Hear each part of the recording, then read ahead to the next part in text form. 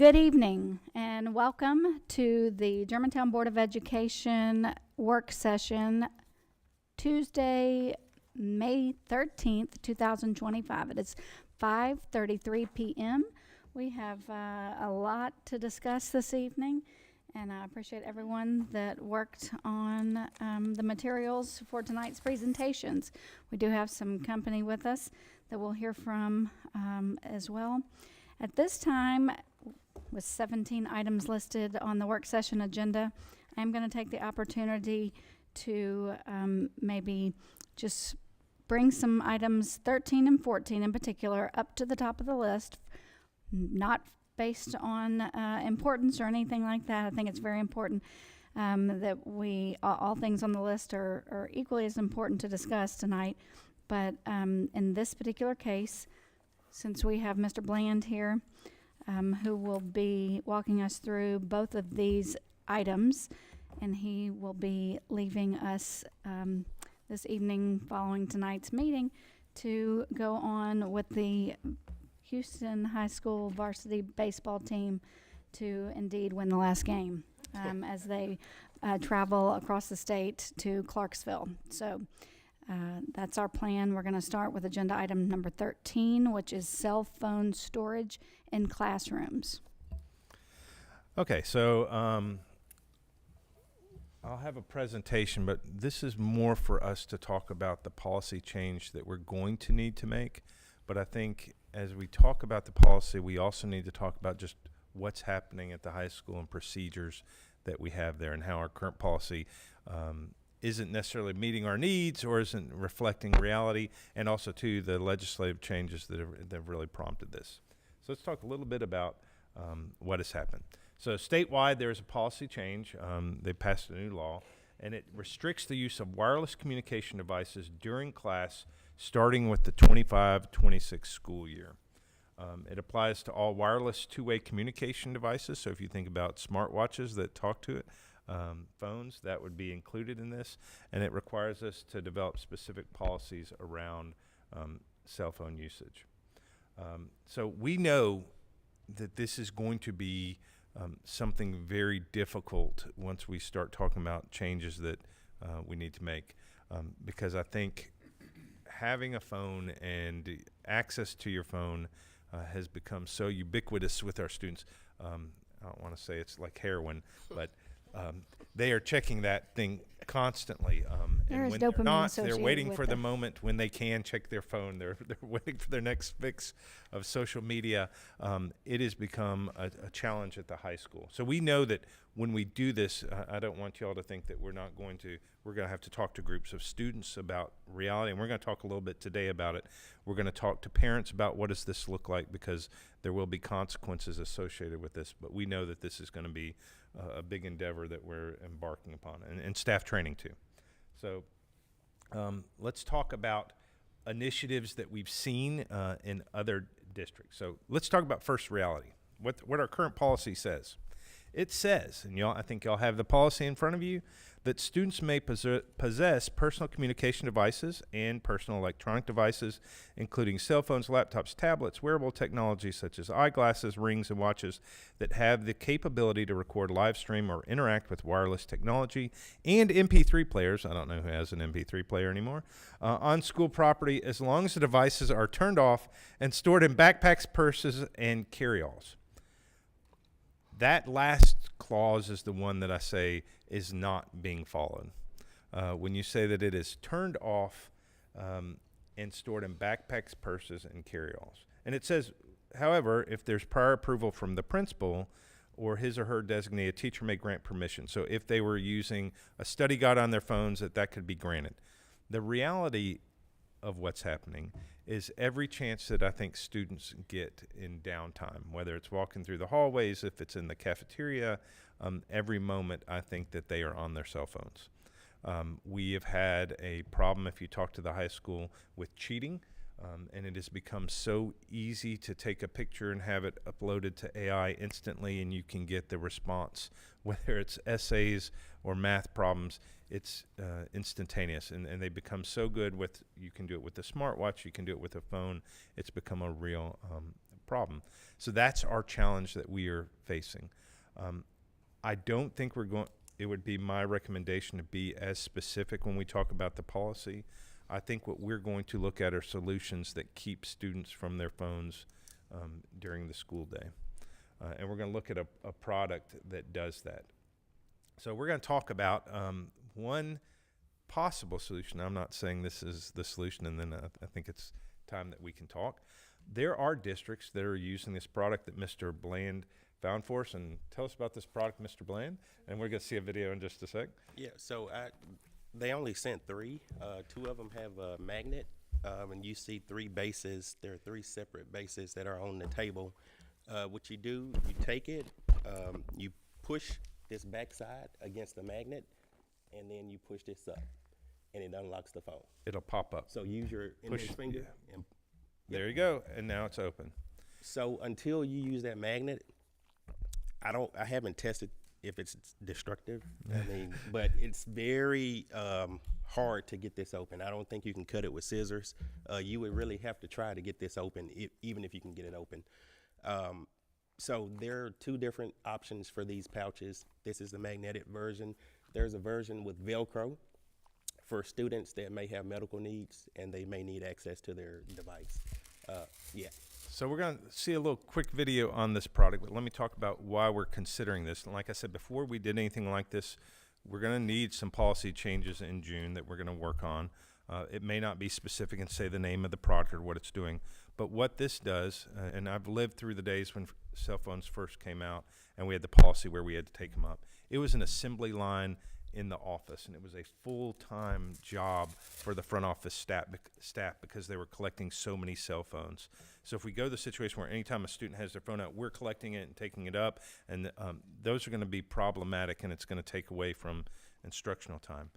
This product puts it on the student. We know that any situation we come up with, the students can find a way around that. Just like our current policy, they can have it off. But with this, if a phone is out during the school day, then we know they're breaking the rules. You can't say, oh, but it was off. I was just moving it from my pocket to my backpack, which a lot of those conversations are happening. And what you see at the high schools and the middle schools is inconsistent enforcement of what's happening with the policy. And Jack, you may be able to talk about. Some teachers may have that caddy that they use really well, and some may be like, oh, it's okay, we're done with the lesson. You're on your phones. Those are real challenges for us. So let's talk a little bit about this product, and we'll talk about other solutions and policies. So there are initiatives like this that say, hey, what happens if we go cell phone free? And I think that was the original intent of legislation. They were trying to say, we're going to have no cell phones in our schools because we have problems with students planning to have fights, and then they'll film fights, students filming students inappropriately in other situations. There are all kinds of ways that cell phones are used besides cheating inappropriately at school. But programs that do limit phones have seen increases in active achievement, better behavior in students, higher engagement in the classroom, and attendance issues have decreased. So these yonder pouches, like I said, is one solution for that. In this case, the procedure at the school would be, it's on the students. They're told, and it would be middle and high school specifically. At the elementary, I don't know if we need this type of solution. We could stay with our current policy or procedures that we have. But in this case, the students are told, when you walk into school, you put your phone in your pouch, and you keep it. We're not collecting phones. We're not storing them somewhere in case they get stolen or something happens. The students have this in their bag. You have these magnets that are locked up outside of the school on posts or in certain locations. You also have some that can be locked up in the schools in the hallways that can be unlocked at certain times. If you wanted to have it in a specific classroom, like if you want to say study hall can have phones, for example, you could have that magnet in that location. You could have special permission for that in that class setting. So there are options, carve-outs we can do with these pouches. They are nationwide. They are lockable. It's expensive. So that's something that we have to talk about. It's an expensive solution for us, but it may be one that we take. So let's hear a little bit about the yonder pouch and see a little PR video for them, and then I think we would open up discussion about what's happening in the schools, how we think this would be effective. Okay. Hopefully we've got volume. Educators around the world are seeing the damaging effects of phones on student engagement, social development, and mental health.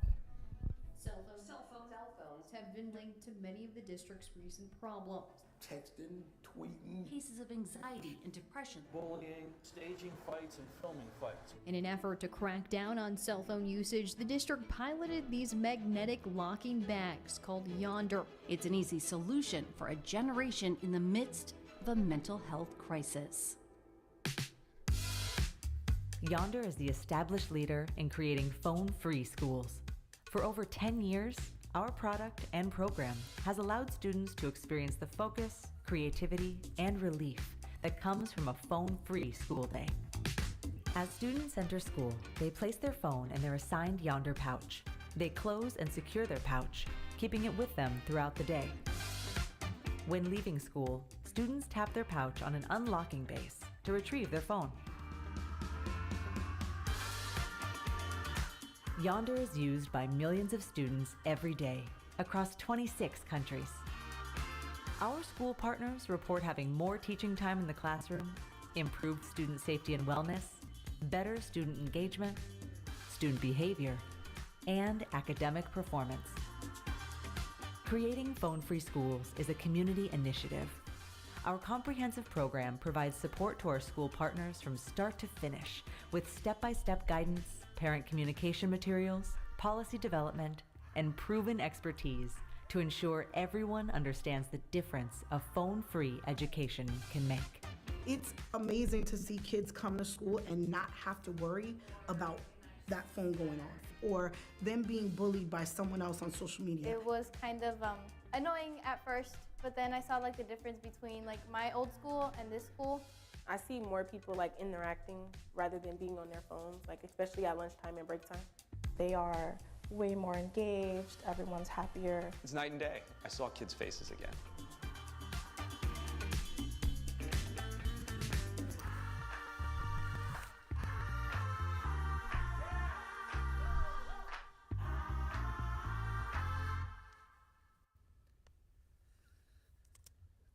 So with that, I think it's time to just talk a little bit about, sorry, I'm just, hold on. Talk a little bit and really open it up to y'all on thoughts about what does this look like for our schools. Jack, if you want to talk, we'd love to hear like your experience with phones and your thoughts on this too. And like I said, we're going to speak to student groups, we're going to speak to teachers, we're going to talk to staff, but we know it's something, we can't continue as we are, I think is the biggest challenge. First, Jack, I'd love to hear, what are your thoughts on cell phones? Yeah, no, I'm all for an initiative to reduce cell phone use, within the classroom and in learning environments.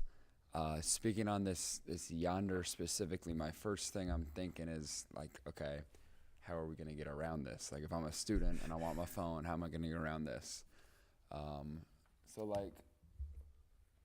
You said it's on the student to put their phone in here? Yes. And so the real challenge for us is so like when a student does have their phone, you can't say, oh, I didn't put it in the pouch. It has to be in the pouch. Of course, they could have a dummy phone in there. They could have any, just like they do with the shoe caddies right now. They could have an old phone. They could have a burner that they're putting in that caddy. So there's always a way around. It's more around the enforcement of if you have a phone on your person that's not in this case, then we start moving through progressive discipline. So we start having conversations. But yes, they could. There are lots of ways around. I could just not put it. I could just not lock it. I could do all of those things. So it ensures that there's no excuse or possible. Takes away all excuses. Okay. Because that was my first thing was like, what if I just put a rectangular object in here and then, had my phone in my backpack and, used it in bathroom breaks or. That's right. There's nothing to stop that. If students want to hide a phone on their person, they'll could. Find a way. We know that that's a reality. Yeah, I guess I just kind of question how effective this would be. I mean, what it sounds like is essentially you would have a zero tolerance policy in the classroom if you're supposed to be in here and then they see you with it. Yes. And so I just one part I guess I just don't understand, like, if that's where we're going to, why do we need this? It could just be you don't get a second chance to put it in something. And then again, like, people are going to use it in the bathroom or whatever if they don't put it in here. I don't know what's the price on it too. So it's hefty. I think it's $30 per pouch, and then you've got the cost of these. We're talking. It would be for us, I think, $100,000 for this program for all of our middle schools and high schools. It is a substantial cost. That is one of the concerns for us. Yes, are we moving to a zero tolerance? The challenge we have is essentially it's supposed to be put up, and I don't know the other solution.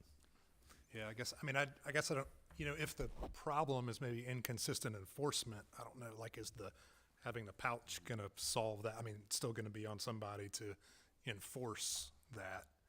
And so I just don't know if the pouch really, maybe I need to think on it more. I don't really see where the pouch gets us. So I've used the Yonder technology at concerts. I think yes. The last one was Chris Rock and Dave Chappelle. And, there were people trying to figure out ways to open it. These were grown folks. Yes. Figuring out ways to open it, and they could not open, right? So I do think it's an effective technology if we're looking to limit access to cell phones in the schools.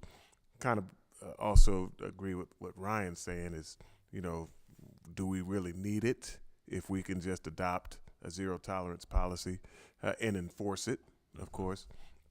And then the last thing I think about is emergency access, right? I think you mentioned something about the magnetic stations would be outside of the school or... Yeah, so that's why they have I think the different types of magnetic pouches. So you could have the ones that have the case that are in the hallway that get unlocked at certain times before then to school. So students not only have to do the ones outside, but you don't want bottlenecks at the unlocking stations. But you also have the ones that are portable too that students could unlock, and you could have one or two in each hallway if you have situations. If you had a real emergency, of course, we talked about you could try to cut into this if it was an emergency in the classroom. Well, I would say, from a parent perspective, I would definitely want one in the classroom, because if it's a situation where, my son or daughter is locked into the classroom because of, God forbid, something happening outside in the halls, then I would want them to be able to not have to think about going into the hall to unlock it. That's right. Right. So any way we go on it, I think we do have to make sure we look at it from that perspective of what's the worst thing that could happen, and we need to be prepared for that aspect of access as well. Yeah, one of the things when I spoke with Ms. Griffith, we were talking about we had the same conversation, was making sure that students always have the ability, because they do have their computers in their classes, that at the high school level they can email their parents. And so I had Mr. Kathy check with technology to make sure that is green lit. At the middle school, we lock that down where they don't have the ability to email. So that may be something different that we look at for different locations. But all those things are going to have to be taken in consideration of what do you do for emergencies. So I think it's important to make sure we're clear on what the law requires. And basically the law just says prohibits a student from using a wireless communication device during instructional time. That's it. So it doesn't say anything about the halls or lunch or study hall or anything. It's just during instructional time. So obviously it's an issue. I know 2 years ago it was pretty much wide open. I know this year they attempted a school policy. I'm talking to high school specifically. They attempted a school policy that said off during instructional time and then could use it in the halls and at lunch. I know my daughter, she's texting me less than she used to, but she's still texting me more. But I will say, like, I'll just use Coach Wolf is here. So she's in a dual enrollment class. They've been done for 2 or 3 weeks now. So like it's basically a study hall. So I mean, and then it was I think 2 weeks from the start of school until they got going. So you have classes like that where you're in a room, but until the class gets going or if the class is over, or, there's nothing, so there's no instructional time. I also think at the high school is using Instagram a lot as a primary means of communication. I see it because I'm on Instagram and I see a lot of their communication. And so I wondered, does this, if we went to the pouch, does that impede that? Because I don't know, that's why I'm going to lean on you to tell me like how much you're relying on that mode of communication throughout the day, and then I'll continue here in just a second. So like just your general thoughts on like Instagram and communication and things like that.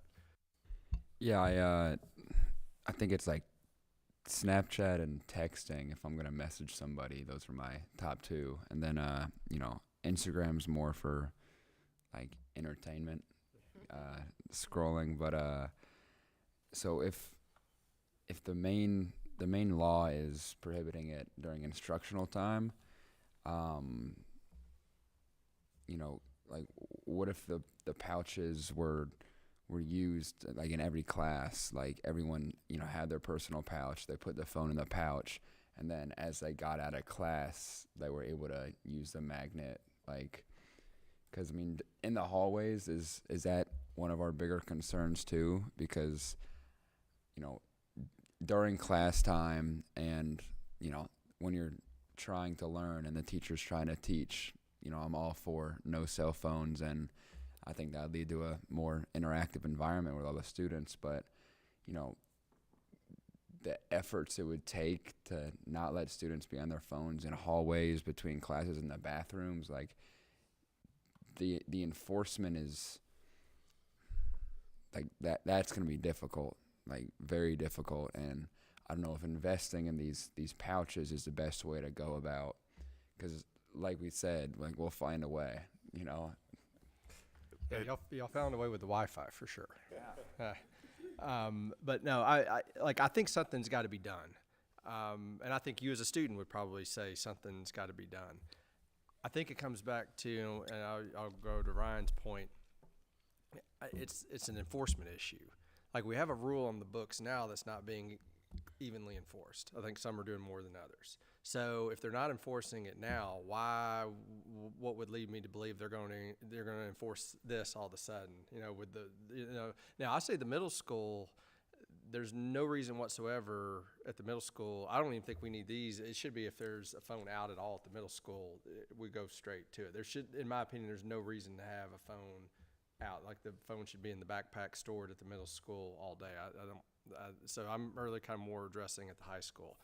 But if we're having an issue with enforcement now, then we're going to have the same issue with enforcement later. And it can't just be, well, there's a board directive. I mean, what's the difference? There's a board directive, there's a school rule, a local school rule. To me, the root cause, if I start drilling down to why, the failure point is selective enforcement. And I don't see that going away just because we have a board rule or a pouch. And so I think that has to be addressed. If our families tell us that, hey, this is something they'd like to see, I'm all for making the investment. If our families are not for this, then I think we can accomplish it with more of a zero tolerance. And every student, no matter what, you put your phone in the cubby no matter what. Like no questions asked. They go in there, and then you get them at the end of class. And if the teacher doesn't want to do it, well, then we've got to follow the process there. But yeah, I think status quo of just expecting us to kind of the pouch, but in selective enforcement, I think it's not going to get us anywhere. I'm all for making the investment if our families give us a sense of direction. I think we'll hear from them that they are not, that they feel like the phones are an issue. I think we're going to hear that loud and clear. I don't know. I think we might get some mixed reviews on the pouches. So, but I'm very interested. I'm very interested in the focus groups, and I think Mr. Bacher is going to speak. I think the shock and awe from the students. I think I think your point of view. I think I agree with the reaction that we're going to get there. But I'd like to hear what our families have to say. But again, I come back to it's got to be enforced, because if not, then we're wasting our time here. Yeah, I think the challenge with enforcement, and like I said, I think it was a lot more when they started the initiative and when they had the cubbies. The problem is volume, and as a teacher, you know, how much time am I going to be spend dealing with phones? It was a lot when we had the zero tolerance before. It was a constant challenge for us. So, like I said, I don't know if there is a perfect solution, but I do think it's something we're going to have to talk about. Jack, I noticed that you mentioned Instagram, Snapchat, texting. I guess Facebook is for us old folks, right? You guys don't really utilize that anymore. Yeah, I don't know if I've ever used that. Gotcha. Thank you for that clarification. I would like to hear Mr. Bland's thoughts on it, you know, from your perspective. I'm impartial. Was mainly looking for a solution for not only the classroom, but the disruptive behaviors throughout the day. The social media aspect, and a lot of that takes place in class, but some of it takes place in transition. So I'm not for or against them. I think if you look at, and numbers can say whatever you want them to say, but if you look at the numbers of the people that are using them, they're seeing positive feedback, whether it's more engagement from students. I think that's the big one. Less time like this and having face-to-face conversations. So I'm looking at more of a holistic solution rather than just the enforcement of the in-class instruction part. So that's why I brought this up to the cabinet for review, and I think we thought it would be worth the conversation with you guys. But we're not done looking for solutions, but I kind of like this solution. I don't hate it, I guess I can say. Yeah, I don't hate it. No, the price is different. Yeah, and I think the goal for us today was not to make a decision on are we purchasing this pouch, how are we crafting the policy. Like I said, we're going to be talking about the policy in June, and I think it's going to have to be more general, and then for us to work through our parents and our communities talking about what is going to be the solution for this and how do we do it. Yeah, I mean, I agree. I think we're going to hear from most of our families that they think, you know, cell phone screen time during class is a problem and they'd like to see less of it. And I certainly don't want it to be a situation. And I think the solution has to be something where it's not, you know, our teachers addressing individual kids throughout every single class, like you say, because that's just so time consuming. We can't just expect it to be, you know, here and there and there. I'm going to tell 6 different kids in one class, turn it off. I mean, we've got to have something that will take care of the issue at the beginning of class and not have it come up. But I don't know what that is, but we're going to keep on looking. Just super quickly, I just want to manage expectations about the policy before we get to June, though, so you can kind of be thinking about it. But and Mr. Curry used the word zero tolerance, so I want to make sure that we kind of carve that out just a little bit, because the statute does require that permits a student to use a wireless communication device in the event of an emergency or to manage a student's health.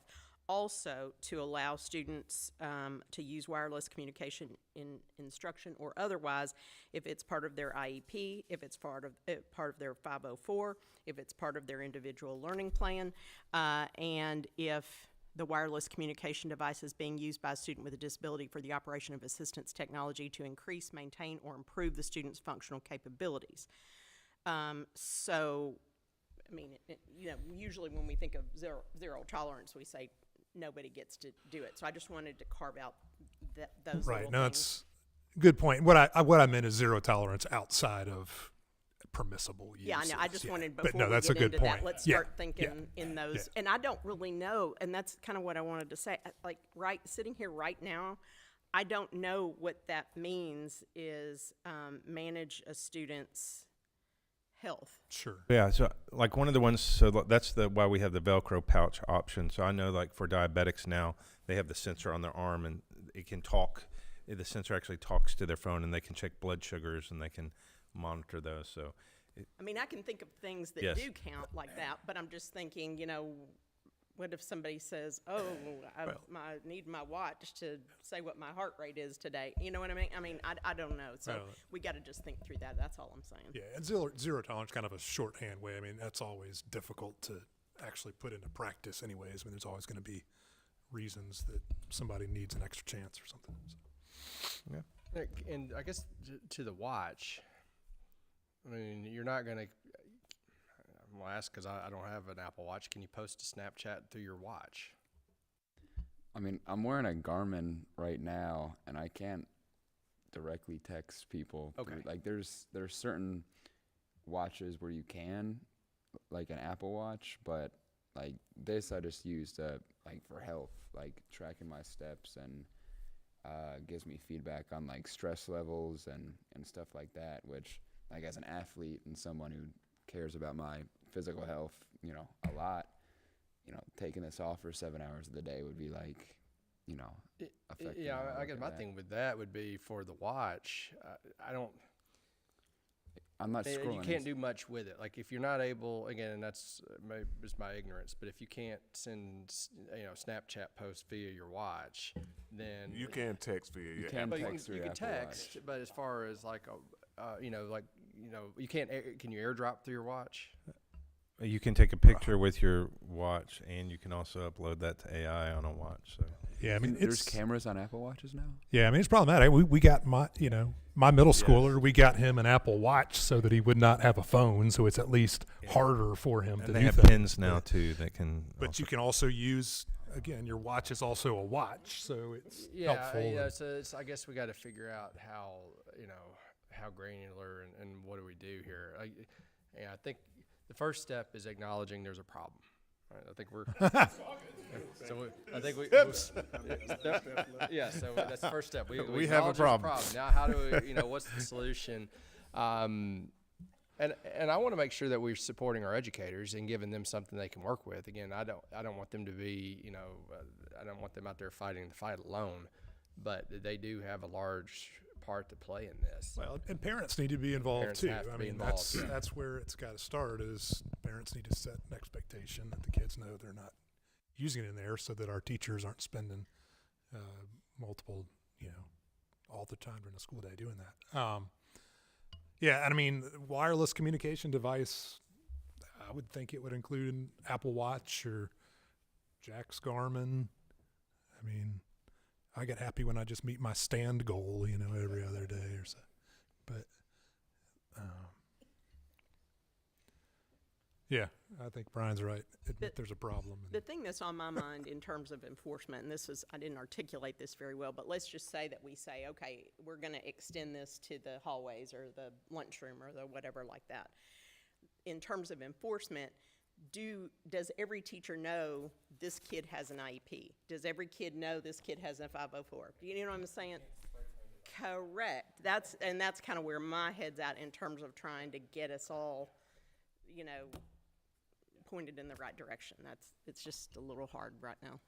I think it's important for us to really level set that this is going to be a pretty tough issue to deal with. It's very hard to go back to an analog world now that we're in a digital one, right? So this is not going to be easy, and I think it's going to take all the input that Ryan and Brian said as well, parents, educators, students, because we're all connected.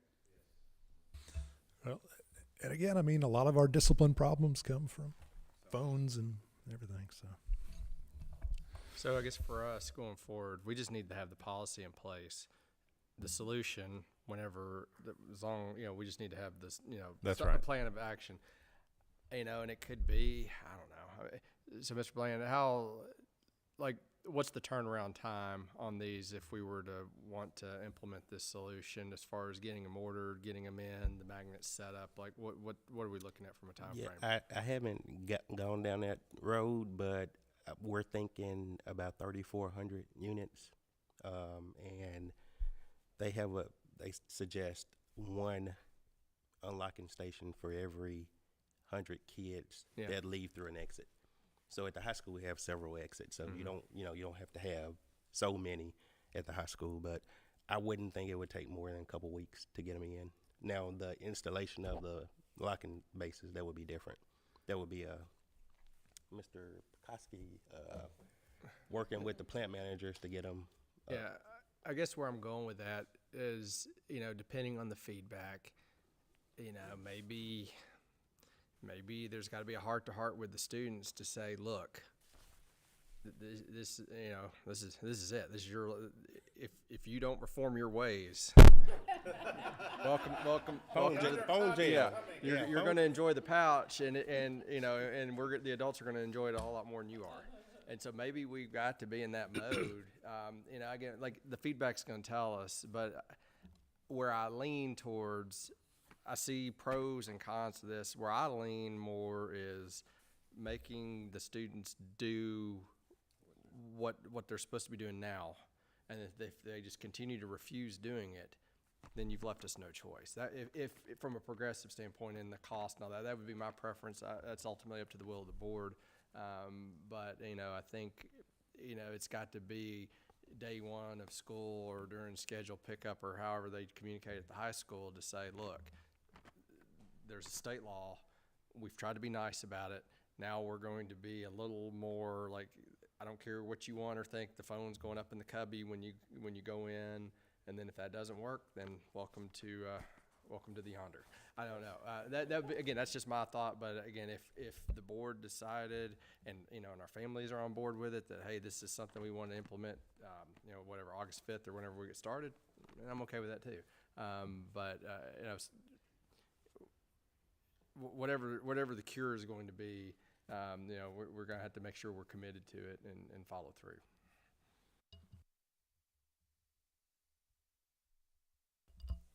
Okay.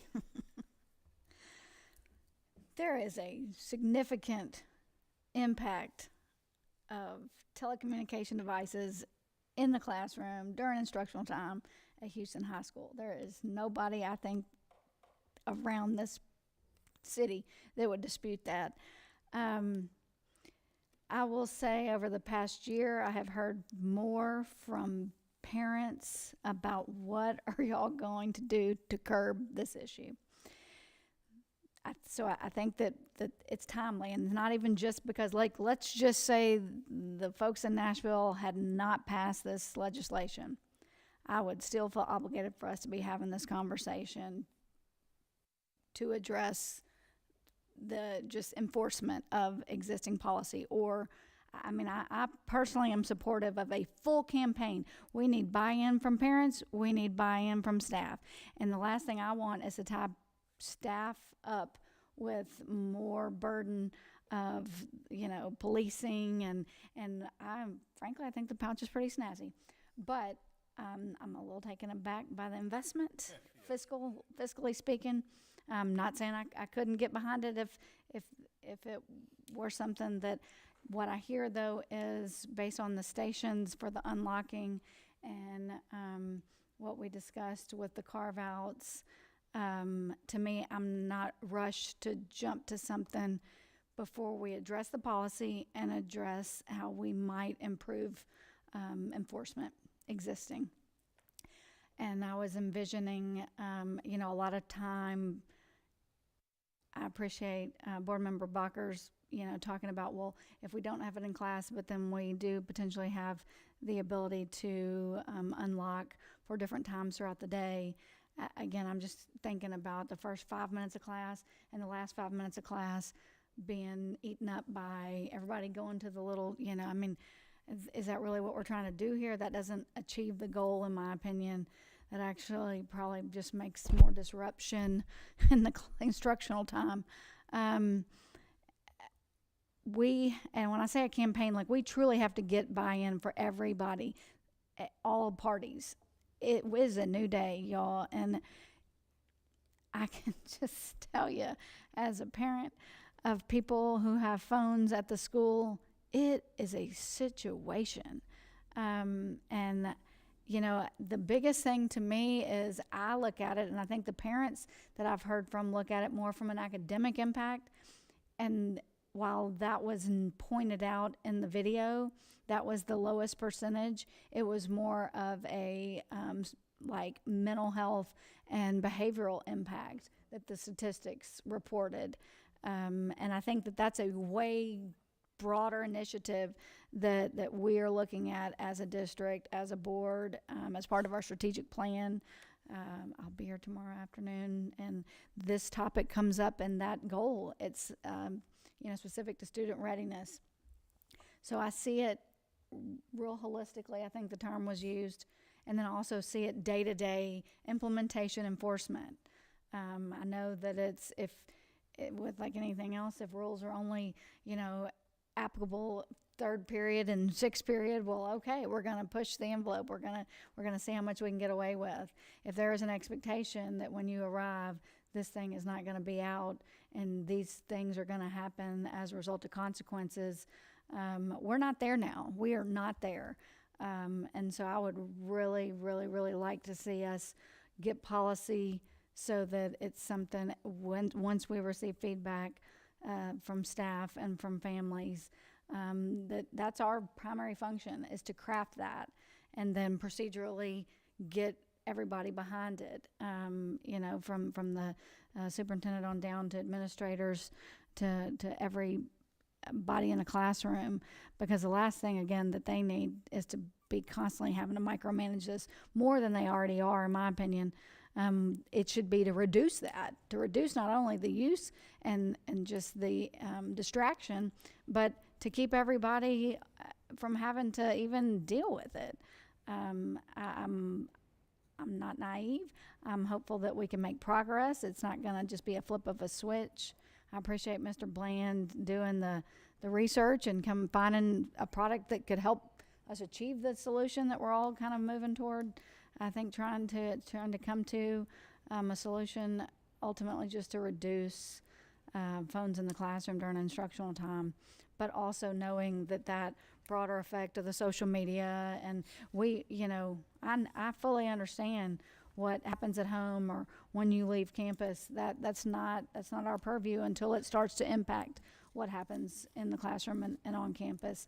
And so phones are going to be phones, social media is going to be social media, but if we can do our part to try to limit it when it's a learning environment and benefit people's, just overall well-being while they're in school on campus, I think that's our responsibility. I'll be curious what the feedback, kind of brings us. I kind of appreciate that I'm not leaning one way or the other. The fiscal note, if you will, is something I'm mindful of, especially if we don't get a majority buy-in from the community stakeholders that are going to have to really get on board with this for me to consider it from an investment standpoint. But I think that we're there. We're having the talks, we're getting the feedback, and I'll be really curious in June. I want least restrictive language. That's how I like policy in general, because I don't want to tie the hands of anybody and set them up, for a circumstance or a situation. And I'm also mindful that, hey, emergency situations, that's the one thing that the same families that are like, please get the phone away from my child during the day, but also let my child have their phone because God forbid something really, terrible or traumatic occurs. I think there's going to be a balancing act that we're going to see and hear from the feedback we receive. And there's other people, I know it's Hamilton County. That's the one that did the big initiative a few years ago where they just were like, no phones, y'all. Not going to do it. Not going to have them. What are we going to do about that? And then I hear, well, great. You don't get to walk around with a little lapel pin that says I have a 504. So I'm mindful of there's other things that we could consider. And I'm just glad that we're having this talk because it's very timely. And I don't think that it's just going to happen like a flip of a switch, like I say, but we're obligated to come up with good and craft good policy. So first step for me personally, that's my priority. And I hope that the board will express, other things that is of interest to them. And I'll look forward to hearing from Board Member Bacher and maybe some of his committee that he, gets with and collaborates with for some more feedback from the actual student population as well. I'll tell you personally, I agree with, I can't remember exactly which board member mentioned it, but from a middle school standpoint, I feel like that's something that we can nip in the bud, more from a procedural standpoint. And I think the more we set the expectation for our students that they're not going to be out, the devices, that is, personal devices, that that is just helping us for the future implementation and enforcement of whatever policy we move on for the high school specifically. So I do have one last question for Mr. Bacher. Did you notice that the stress level on your watch went up as we had this discussion? Haven't checked it yet. I'll have to look at it later tonight. Just check it. Okay, so we don't have to make a decision on this. This is really, for us, I want to first touch for you to really know all the different things that we're considering, and obviously we're going to have to engage parents, teachers, staff, but we know that we've got a problem, something that we've got to fix. So I assume that we're going to have numerous conversations on our cell phone challenges that face us. Well, thank you for the presentation and for bringing, like I say, a product to consider. Okay. Okay. Ready for field? Let's move to another fun topic. 14 is going to bump up to what I'm going to call it number 2 affectionately, turf field discussion. Superintendent? So this really arose from challenges that we've faced because of additional programs that we've had added in the district. And I think that several board members heard from lots of different parents and teams and programs this past spring specifically. But as you know, we have track and cross-country teams. It's the track that's a bigger problem than the cross-country at our elementary school, at all of our elementary schools. We also have it at the middle school level. Lacrosse has become a TWA sport, and we have varsity and junior varsity programs. I don't think they have a freshman yet, but I wouldn't be surprised if they eventually have. They do have. It's coming. We have numerous middle school teams. I think, are there 2 or are there 3? How many do y'all have? There's 3 boys, 3 girls, so 6. So 6 different teams that are all trying to utilize different fields. Now, we also have soccer at the middle school level and the high school level, and I think they have freshman JV and varsity teams. It's not as much an issue for the girls team because they're in the fall for soccer, but boys are in the spring. So the challenge that we've faced specifically this past spring was when we have a rainy spring, the fields that those teams normally use at Houston Middle School, and the city allows our lacrosse teams to use Johnson Road Park field.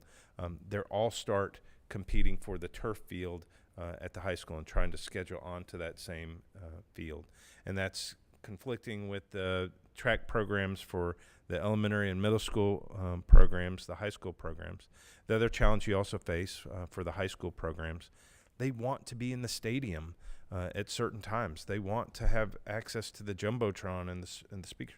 They want it to have that home feel. And there are times where they want it to play at the middle school because they've done so much work and that program has invested so much into that facility.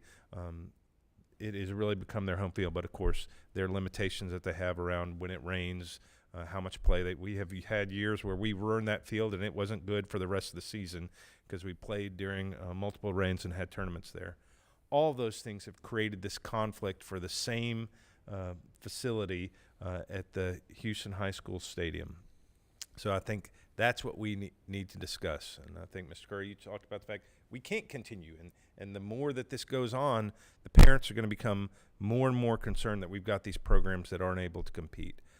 We're very thankful to Germantown High School that has allowed our elementary and youth teams to practice over there, but that's not necessarily what we want as a district.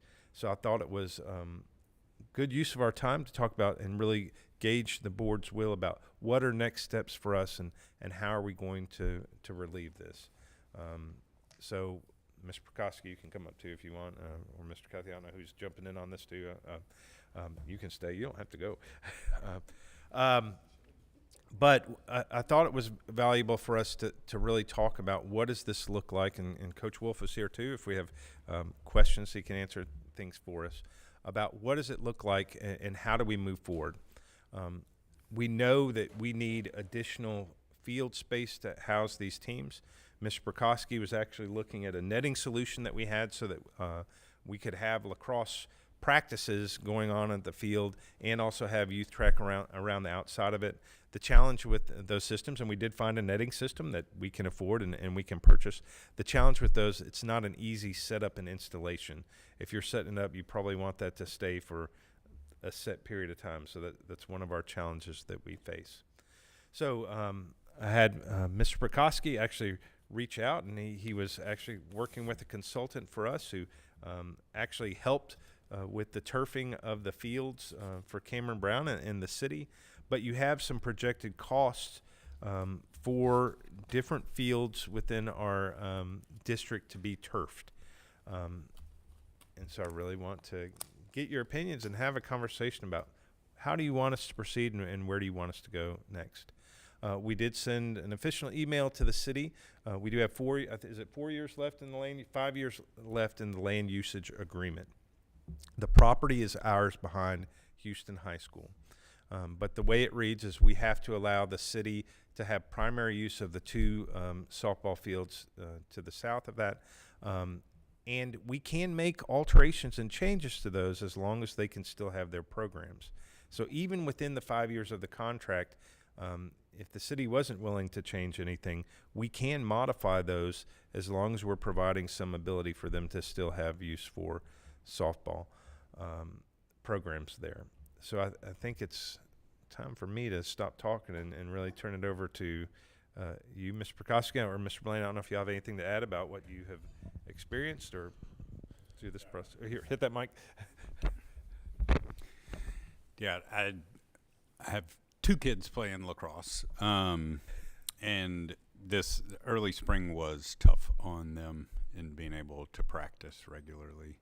But I think it's a much bigger issue than any one sport or any one program. I think that there's a real need. A lot of middle schools now have tracks, so we don't have anywhere to put that. But I think it's a real need for a district our size with as many kids we have participating in sports to have a second track somewhere. I think that's a priority in my mind. And with that, a field in the middle of it would be a great addition. Don't know if we have space for that. So with the cities, with them having control of those fields back there. So I think, we need to have other options kind of ready to go if that's not something that's able to come to fruition. So we've come up with some other options for you to look at. So I spoke with Mr. Heisman this afternoon, and philosophically they say yes, they are not unwilling to look at this. They do want to obviously provide for their programs and have some options for those programs. We are going to have like a future meeting where we have to sit down and look at the schedules for the programs that are in the contract mentioned that they are provided on those fields. So we would have to look at what time frame would we alter those fields? What would that look like? But I do think, for me, one of the things that we need is just more field space in the district, because that does open up the track for the youth programs that we have at the middle and elementary school levels. So with that, and I know that y'all have children who practiced elsewhere or not been able to practice. So, yeah, I suppose just kind of my first question is: are you talking about a new turf field, or are you talking about turfing the soccer field at Houston Middle or the baseball field at Houston High? What were you thinking of? So I wanted to bring all the options for y'all to look at. So I've got it where we could turf everything in the district, where we could money is I have. So here, I'm gonna pass these out. I forgot to. So here's I asked that we receive this information this way, so that it could be one piece, it could be 2 pieces, it could be here. Yeah, please pass that down. Yeah. Sorry. Yes. Brian's like, thank you. Okay, I think everybody's got one. Does everybody have one? Jack, you. Here's yours. Thank you. So by doing that, then it does break it up so that any combination could be considered, because it wasn't a specific ask and it wasn't a specific program. It is a combination of hey, if this, then that, and how it allows for, I guess, increased practice space or availability of that. And, you know, like we said, there's even more TSSAA sanctioned Yes. programs coming. This isn't just, you know, I'm going to talk, I'll let everybody kind of get it going. And I just want to say that this has been a long time coming conversation. And there's a couple of pieces to that for me, and that is the parkland that the superintendent referenced. I've been here every step of the way with that agreement, and that, in my mind, was intended to be a short-term solution. And we said it then, what if we need it? That when we sat right here and said, what if we need it sooner? Okay. Fast forward to, that was back in March of 2020. And then in March of 2025, just 5 years later, I sat at City Hall and I looked at the mayor and the city administrator and I said, I think we need it. You know, while we couldn't predict the future, we knew enough to know that we may need it sooner than 10 years, and what does that look like? And I expressed that as part of broader conversations of investments and facilities, and in order for us to be able to have said facilities for our athletic programs, we are sitting on some of those already in my mind that will be needed to be retrofitted or renovated or brought up to the needs, but technically that is something. So not as an action item on behalf of the board without board consent, but I did verbally express that that would be something that I would like to see the city consider, and here we all are. That is something from a contractual standpoint that I'm going to be curious what that could look like. It's going to require flexibility and, again, collaboration with the city, Parks and Rec. I mean, it's going to be a lot of people having to come together and decide that we all want best for not just GMSD students, but also all the students, children in the community that are benefiting from programs. And that was a big part of also a conversation at this table in the past where GMSD invested in the girls softball facility, and we said we were doing this as a greater good for the community, not just for student athletes that happen to be on the softball team. It was a primary need for them, but the benefits of it were far greater and were to be, you know, enjoyed by all the students, children that participate in softball in our community. That was part of how we looked at that. We also, during that time, had the opportunity to turf, and we elected not to because it wasn't something that the board at the time felt like was fiscally sound as far as all of the options that we were given. We needed to accomplish and achieve certain things, and that was going to be something that we would talk about later, that and the concession stand, and there were parts of that project, again, looking at it as a multi-option project, and we elected at the time as a board to not go with the one that included turfing. Fast forward last year during the budget work session, I brought up a conversation or discussion point, to that we've had baseball families and staff reach out about, well, maybe we would like to consider turfing part of the current baseball facility. So now add lacrosse and add the amazing elementary track and field and middle school programs. Here's the deal. We have more student athletes than we have space for them to adequately practice. That's where we find ourselves, and that's a good problem, my personal opinion. But we're at a crux. We have to figure it out. And we have a lot of ways we can do that. And it's going to cost money at the end of the day. It's not going to, we're going to be good stewards, I believe.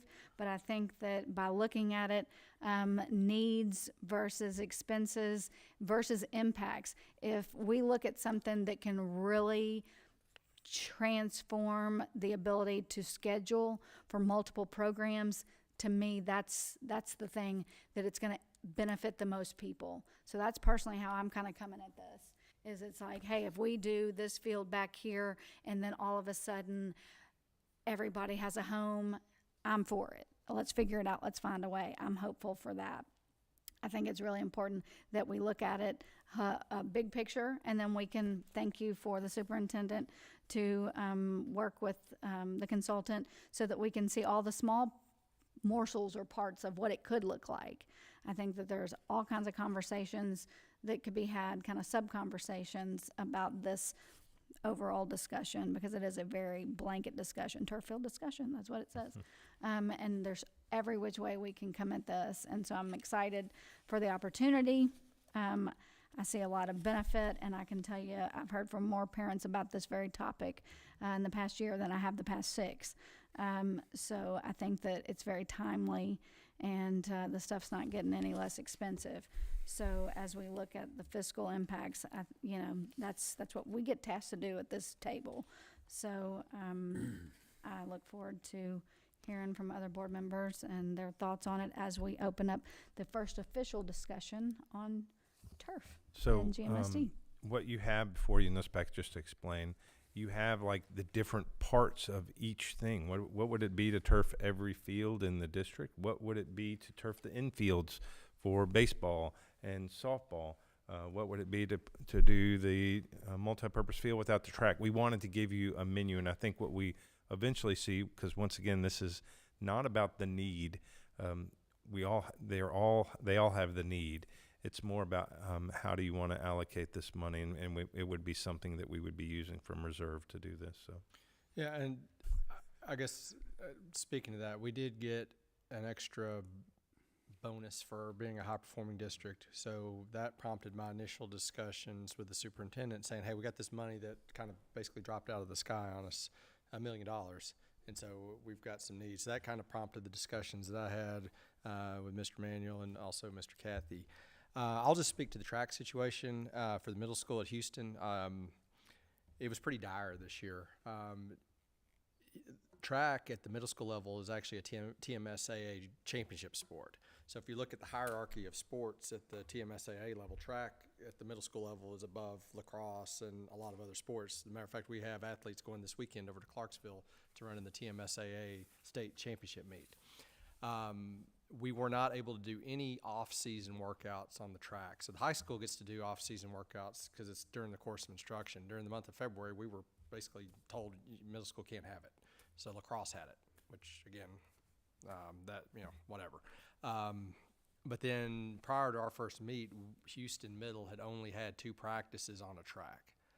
And that's just, you can't survive like that. I know I've used the analogy of Mr. Cathy. I mean, basically what we're looked with is setting up a pile of brush on the greenway as a hurdle and jumping over it. I mean, that's kind of where we were.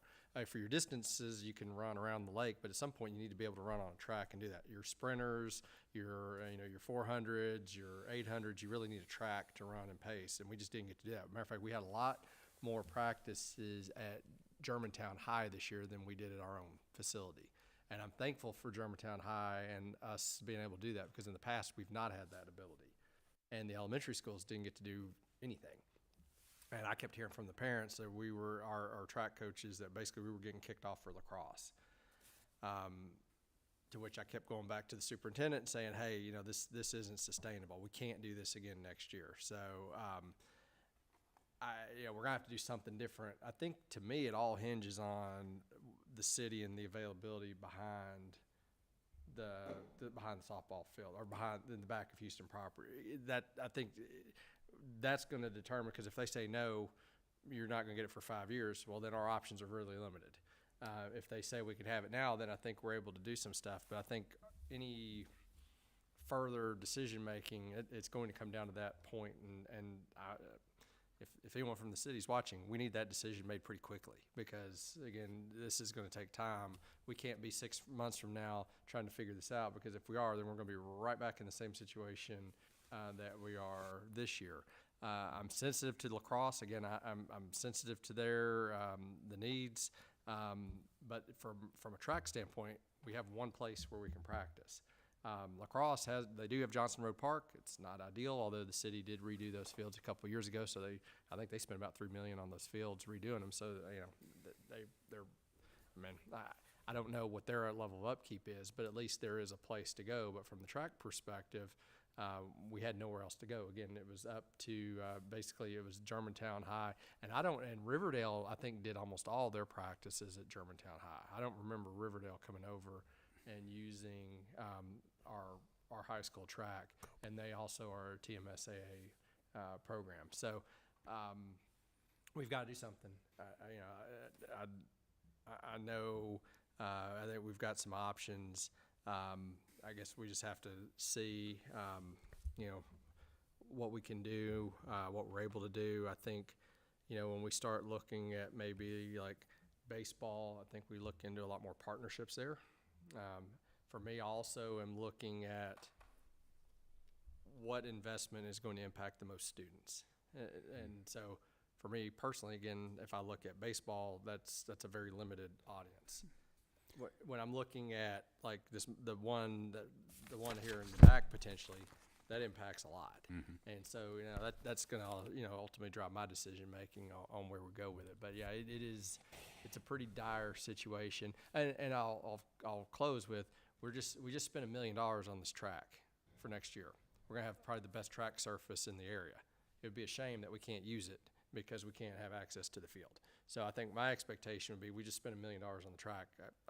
I expect that we're going to use it and not just sit there and look at it. So all that being said, I'm interested to see where we can go. I'm open. I'm very open-minded on this, knowing that we have to do something. So, I'm sorry. I'm sorry. Real quick, can I ask a question just to clarify? Existing turf on the high school football field, we're coming up at 10 years of that. And from a maintenance and all that standpoint, is that something? It will be something that we're going to have to I know we address. talked about it in the They big say master that they plan. have like a 10 to 12 year lifespan, and it's because of UV breakdown as much as the wear and tear, because you can patch and you can do things, and we haven't had to do serious patching and things to that field. It has held up well. Okay, good. So I have all expectations that we'll get through 12. It's about 50% of the cost is the underlayment that you do on that turf field. So really what you're replacing when you do that, you're replacing the carpet and the beads. Your drainage and stuff is still intact. So it would be about half the cost of what it was originally. So. When I'm mindful, I'm open it back up. I just wanted to clarify this just as we're talking holistically about the group, how many people, because there's a lot of programs, athletic programs, non-athletic programs, co-curricular programs that invested financially in the turf project, are kind of a OG, original turf project. And, they've been paying over time, whatever their portion was. And I think that this ultimately, once we start having more conversations around additional turf, there's a little history lesson opportunity to clarify on that, because there's a lot of families that had little bitty kids or didn't, weren't even with us then, that have just sort of heard kind of the urban legend of how all that went down. And I think that just kind of as we start fresh, ground zero in the financial talks about these considerations, it's important for people to understand how their program that maybe they're involved in now participated for a while. Because when someone thinks that their program paid a lot of money and didn't have access, that gets people frustrated, and I understand that. I understand that from every way, all the way around it, and so I know that that's kind of coming to, I feel like, a close from the payments from a lot of those groups and organizations and teams and booster clubs. And we talk a lot about how we're benefiting the most student athletes and students. And then also, I'm always mindful about how we're helping keep dollars in parents' pockets, that's a factor. And then I'm also mindful that a lot of times the booster clubs have to partner, and we will have to try to meet in the middle. And, it's like, hey, we can do this, but we're going to need to come up with a plan, just like we will with the PTO for a playground, for instance, in a few minutes. And so I think that's all that has to be part of it. Understanding how we got here, and also understand where we're trying to go. So I think it's important that I don't want to hash it out. It was even way before my time, but there's a lot of misconceptions in the community about it. I do know that. And so I think that as we're talking about turf, I think we all need to be prepared that those questions and comments are going to continue to come up. So Chairwoman Griffith touched on something with the existing field, because this would be a replacement of that existing field on the high school. No, what we're talking about doing is on the two fields behind the high school, the two softball fields. You can see the existing baseball and softball field right there. This would be where those two fields are. So that's what I'm saying. Adding this additional multi-purpose field essentially on our books creates an opportunity for a lacrosse team if they want to have games there. If they're rained out on Johnson Park, that they can have practices there. For soccer, if they can't get on the football field, that here's a turf solution for them for practices. We have girls flag football that is a TWSLA sport that is coming in the fall. That's going to be another group wanting to use field. This is that space behind there. Gotcha. So what about like the Houston Middle School football team? Because there's oftentimes where we have to use the baseball field to practice on. This would be for all groups. So that would be another group that once again would have access, and during football season they could schedule practices at the same time. You're not going to have to do it later. You could do earlier practices for those groups. I know that's always a challenge of timing. It would be have a huge impact on all of those programs. When it comes to priority, the sport for the field, I would imagine that the priority would go to the sport that's in season. Yes. Okay.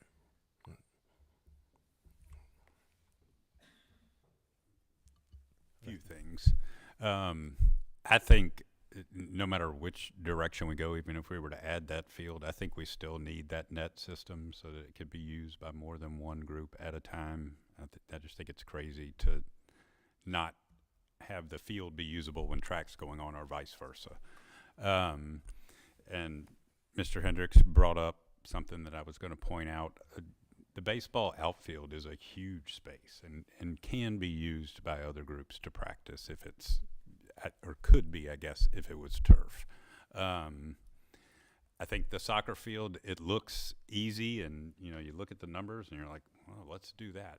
But you have to remember that the soccer seasons are split. So the girls are in the fall, the boys are in the spring, with 2 or 3 teams per season, plus games, and it doesn't give us as much as it looks like on paper originally, because he did it with stripes for every sport you can think of on the soccer field. Yeah, but I would agree. I don't doesn't think that give you as much flexibility as it initially looks like on paper, just because of the way the soccer seasons run. I think from a parent's perspective also, the fees that we pay for our children to play these sports, we do expect them to have facilities to practice on that are of the same quality that the amount of fees yes warrants. So next steps for us, like I said, we're going to schedule that meeting and talk about logistics, because I think the first thing that we all have to know is what's the timeline. Can we add this back property, and what are we looking at doing here?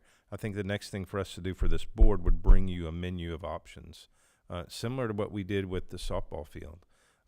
Hey, we can do this field, we can do this, we could do this multi-purpose field, we can do infields at softball and baseball, we can do all these things. And then at the end of the year too, end of the fiscal year, when we're also talking about once we know the full reserve that is rolled over, I think those are discussions that are worthy for us to have once we start moving into this next fiscal year.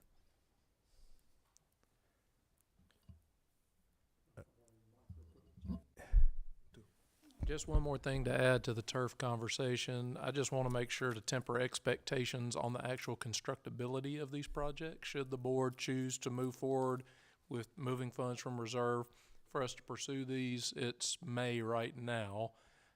Coach Wolf, soccer girls start practice in August. Would that be accurate? July sometimes.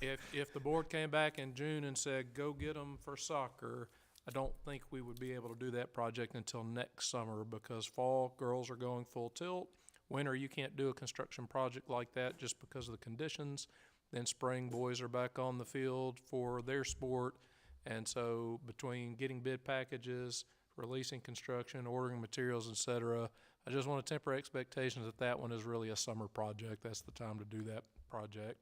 As far as the rest go, I don't want to speak for the baseball program, but baseball tends to be a spring and summer sport, so fall and is certainly I think the ideal time to attack those for softball and baseball should the board choose to move forward with those. And then, as Mr. Emanuel said, the back softball fields are really an anytime project if the city is willing to amend the land usage agreement that we currently have with them. So I just wanted to temper expectations as far as if this board says go, we still have to work within the confines of the timelines that it takes to do the construction and our current teams that have to utilize those fields. Thank you, Mr. Cathy. I think that's very important to consider. And I'm going to go ahead and anticipate that we are going to begin hearing from more people in the community after this public discussion this evening. And, you know, everyone looks at it differently because of their personal experience, whether it be with track, lacrosse, soccer, softball, baseball, what that access is. And I think that to me it's also twofold that we're talking about, I think it's a great example if, let's say, we were to turf the outfields of the softball and the baseball fields. Well, of course, we would hope that the program's facilities, who they actually are, would benefit. But it would also be to add availability for practice space to maybe middle school lacrosse. And so it's not just, you know, for one. We're talking about how we can look at this facility scheduling situation we find ourselves in and get creative and have benefits for just a lot of different people, not one over the other, picking winners and losers. Again, I think that I've heard again and again tonight that it's about the benefit of the most. And there are certainly, Board Member Curry pointed it out, there are some teams that are way greater. You know, we talked a lot about during the softball conversations, you know, if you have 16 to 20 people, well, you know what we weren't having back then when we did that? We didn't have, you know, championship middle school softball program. But when we said we were going to invest in the high school program, it was to grow our own, and we've done that. Y'all just got chills because that was what it was for.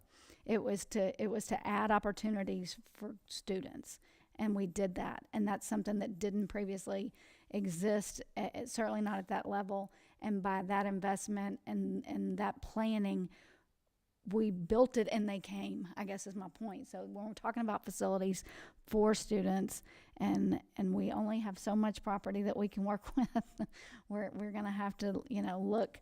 And I'm really excited to kind of go through this exercise and process, understanding that not everybody wants turf. I'm going to throw that out there too. I think it's really important. There's one particular sport that I have not had one person ask directly about it. And some of those folks really appreciate their current facility like it is. And, you know, I think that is also has to be tempered with the needs of the actual teams that do play on certain facilities or certain fields. So now we have a whole menu to discuss and to consider. And I appreciate the future information that's going to be brought to us. And I certainly think Mr. Burkowski talking about the netting that could give us some pretty immediate solutions. Because that's something that we, again, it's something that fiscally and impact is pretty quick and something that we can hopefully digest. So I look forward to getting some of the financial parts of that sooner than later. Thank you. Could I ask Coach Wolf a question? Just I want your time to be worth it for being here. How much just for annual maintenance on your grass field that you look at? I'm just curious to see all in what your costs are on an annual basis.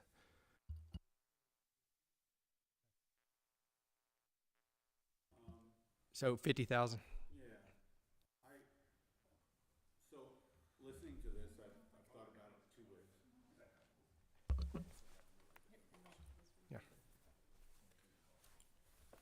Listening to this, I've been thinking about it two ways with the new position that I have and then also as a soccer coach. My first thought was that on a pecking order, I don't think that it really matters, because I think the people that are lower in the TSSAA minds aren't lower in their sport. They don't think about it in those terms. It's the importance of what they're doing. From a soccer standpoint, the synthetic new soccer fields are pretty similar to grass. From a soccer coach's standpoint, I would think anybody who's going to give me turf in this situation, I would like it. However, from that other point of view, I think that we probably are the sport that needs the least. I think that if you throw lacrosse onto our field, it will be a catastrophic nightmare. I think it will be bad because of the amount of teams that they have and the amount of teams that we have. We're trying to have a JV in middle school. So that's going to be 2, 3, 5 teams that are going to be in one season, 5 in the other. The spring and TSSAA's wisdom was to put all of lacrosse and not split. Why they do that, I don't know. Maybe that's one of the reasons that they're sitting before the state legislature. But from a standpoint of two, I look at it differently. But I would think that if you ask me what I think should happen first, I think that number one, baseball should get a turf field. Like, there's no doubt. And then the second most important thing is that field that is built in the back. I think that alleviates almost every one of your problems. We practice at 5 o'clock in the morning, as soccer does, on the turf field. People drive by, they're thinking, but that's our culture. We ask our kids to do whatever is necessary, and they're willing to do that. And you can ask Jack about that, but that's probably my 2 cents. Yeah, and I appreciate that, and your point's well made about the pecking order.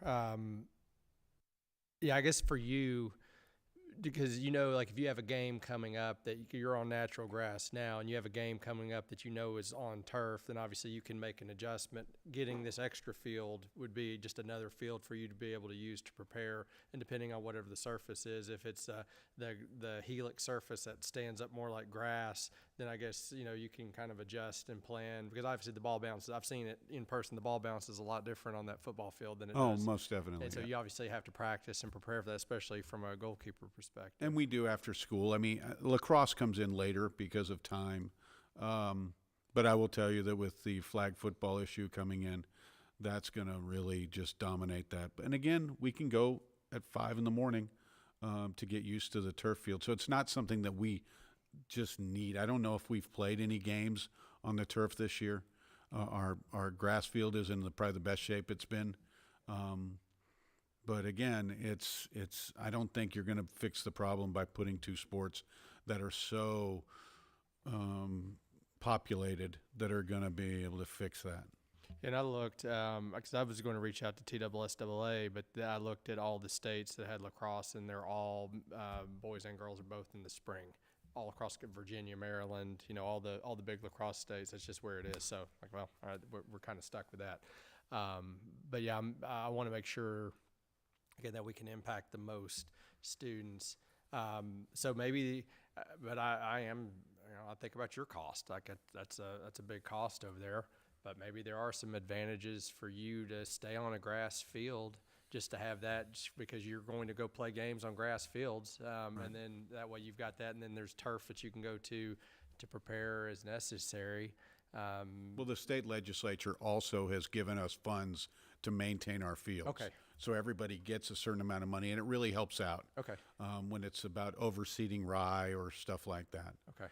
But it would reduce if the other sports, if baseball, that would reduce the cost. We talk about how much it costs to play sports.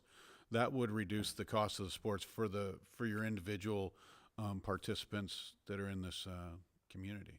Okay. Yeah, your feedback is important. I mean, you're living it. So obviously hearing your perspective, I think helps the decision making. So I appreciate it. Yeah, you should have called me about the pouches. Touche. There's it. We could go right back to it. Thank you, Coach. Wow, come on up. It's not too late. They're still here. I do think it is important, and I appreciate Coach Wolf mentioning that, because when we talk about facilities where there is maintenance fees associated, or the cost rather, not the fee, I shouldn't call it that. They are often absorbed partially in the participation fees, but that was something that the district, specific to some of the asks, and one in particular made by the baseball program in the past 18 to 24 months, that there was some budget, I guess, allocation given to offset some of those costs of the maintenance that they were having to take care of out of some of their booster club funds and some of their other fees. And so those are things that, again, we're mindful of. And I appreciate Coach Wolf mentioning that if you do go artificial surface, a lot of those recurring annual investments may be reduced. So I'm going to be thinking about that when we start to look at how many years, would it take for X expense to be, realized if we were to take those away by going to a different surface. At this time, it is Before we do that, I just want to, we've talked about a lot, but we hadn't actually said what the costs are, and I think people watching may be interested.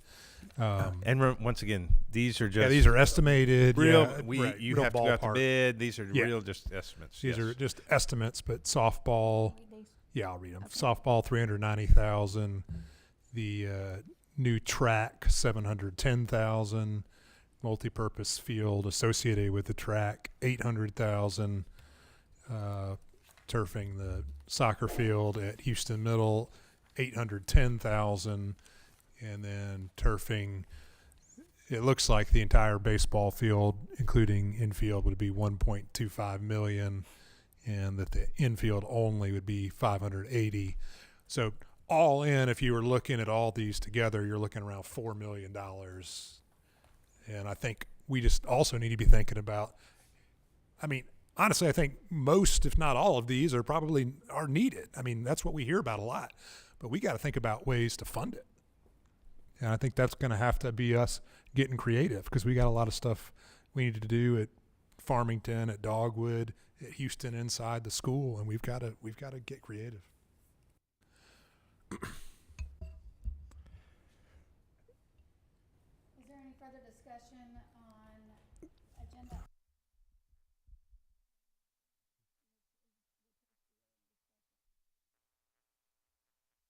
Thank y'all. I know that these were long discussions, but I think for us to move strategically forward, that they were worthy discussions. So once again, no decision at this point. We're just wanting to bring something to your attention, and then us have a further discussion about what are next steps. Like I said, probably a menu for the board to say, where do we want to go? Thank you all.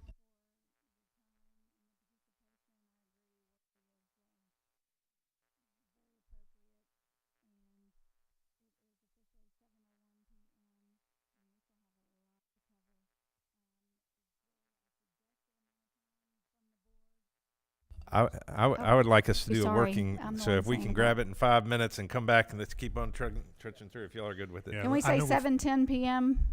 I know we've got some visitors Too. here. That's Let's what I'm mindful of. Try to help get. As a matter of fact, if we need to these make people some get out- adjustments get in out the of agenda Okay. for those as well, we could do that.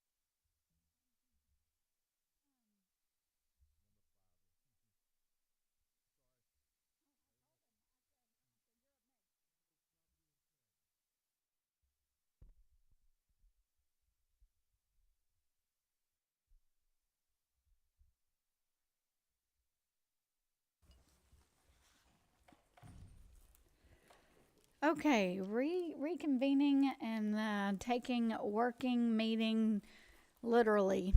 Thank you everyone for their time. We still have a lot to get into, but I would like to also ask that we make an adjustment since we have a visitor here who needs to travel to get back home. We appreciate seeing you annually, but we are also mindful of your time and your safety. So agenda item number 5, property liability, workers' compensation, and student accident insurance is up. Mr. Kathy, would you lead us? This is the time of year for us to look at our renewals for those 4 insurances that Ms. Griffith just mentioned. For the pricing summary in the attachment, you'll actually go to page 3 and see the differences in year to year. The biggest increase was in property, and I'm going to give the floor to Mr. McDonald if you have any questions, but the best explanation here is claims experience coupled with the fact that property values actually increased, and when property values increase, the cost to insure them also increases. So that was where the biggest jump was. There was a very, very minor increase on workers' compensation, as well as liability. Student accident stayed pretty flat. And all summaries of all of those policies and coverages and what's included with those are included in the attachment. I'll be able to answer any questions that you might have. Mr. McDonald is also here if you have any questions that are in the weeds insurance questions that you would like to ask. I'll just comment, the rate increase wasn't as high as I anticipated. I know how much my personal homeowners has gone up, and so percentage-wise, this was lower than that. So I didn't see anything that was unreasonable, just from my own view. It's a challenge. So just to be clear, y'all aren't buying insurance from an insurance company where you're a customer.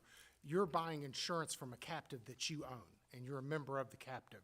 So they've been challenged because a lot of the footprint of all the properties are in Hamilton County, in Knox County, and you can see what the weather patterns have been doing across those, but they've been doing everything they can to keep those very consistent and to make sure that if a big loss occurs over here, we've adjusted your property values accordingly. And every 3 years, we have every single property reappraised for replacement cost, and y'all get a full copy of that report that can be given to your maintenance department.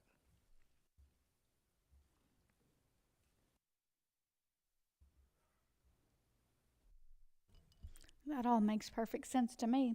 And to the point that the increase, I appreciate the explanation.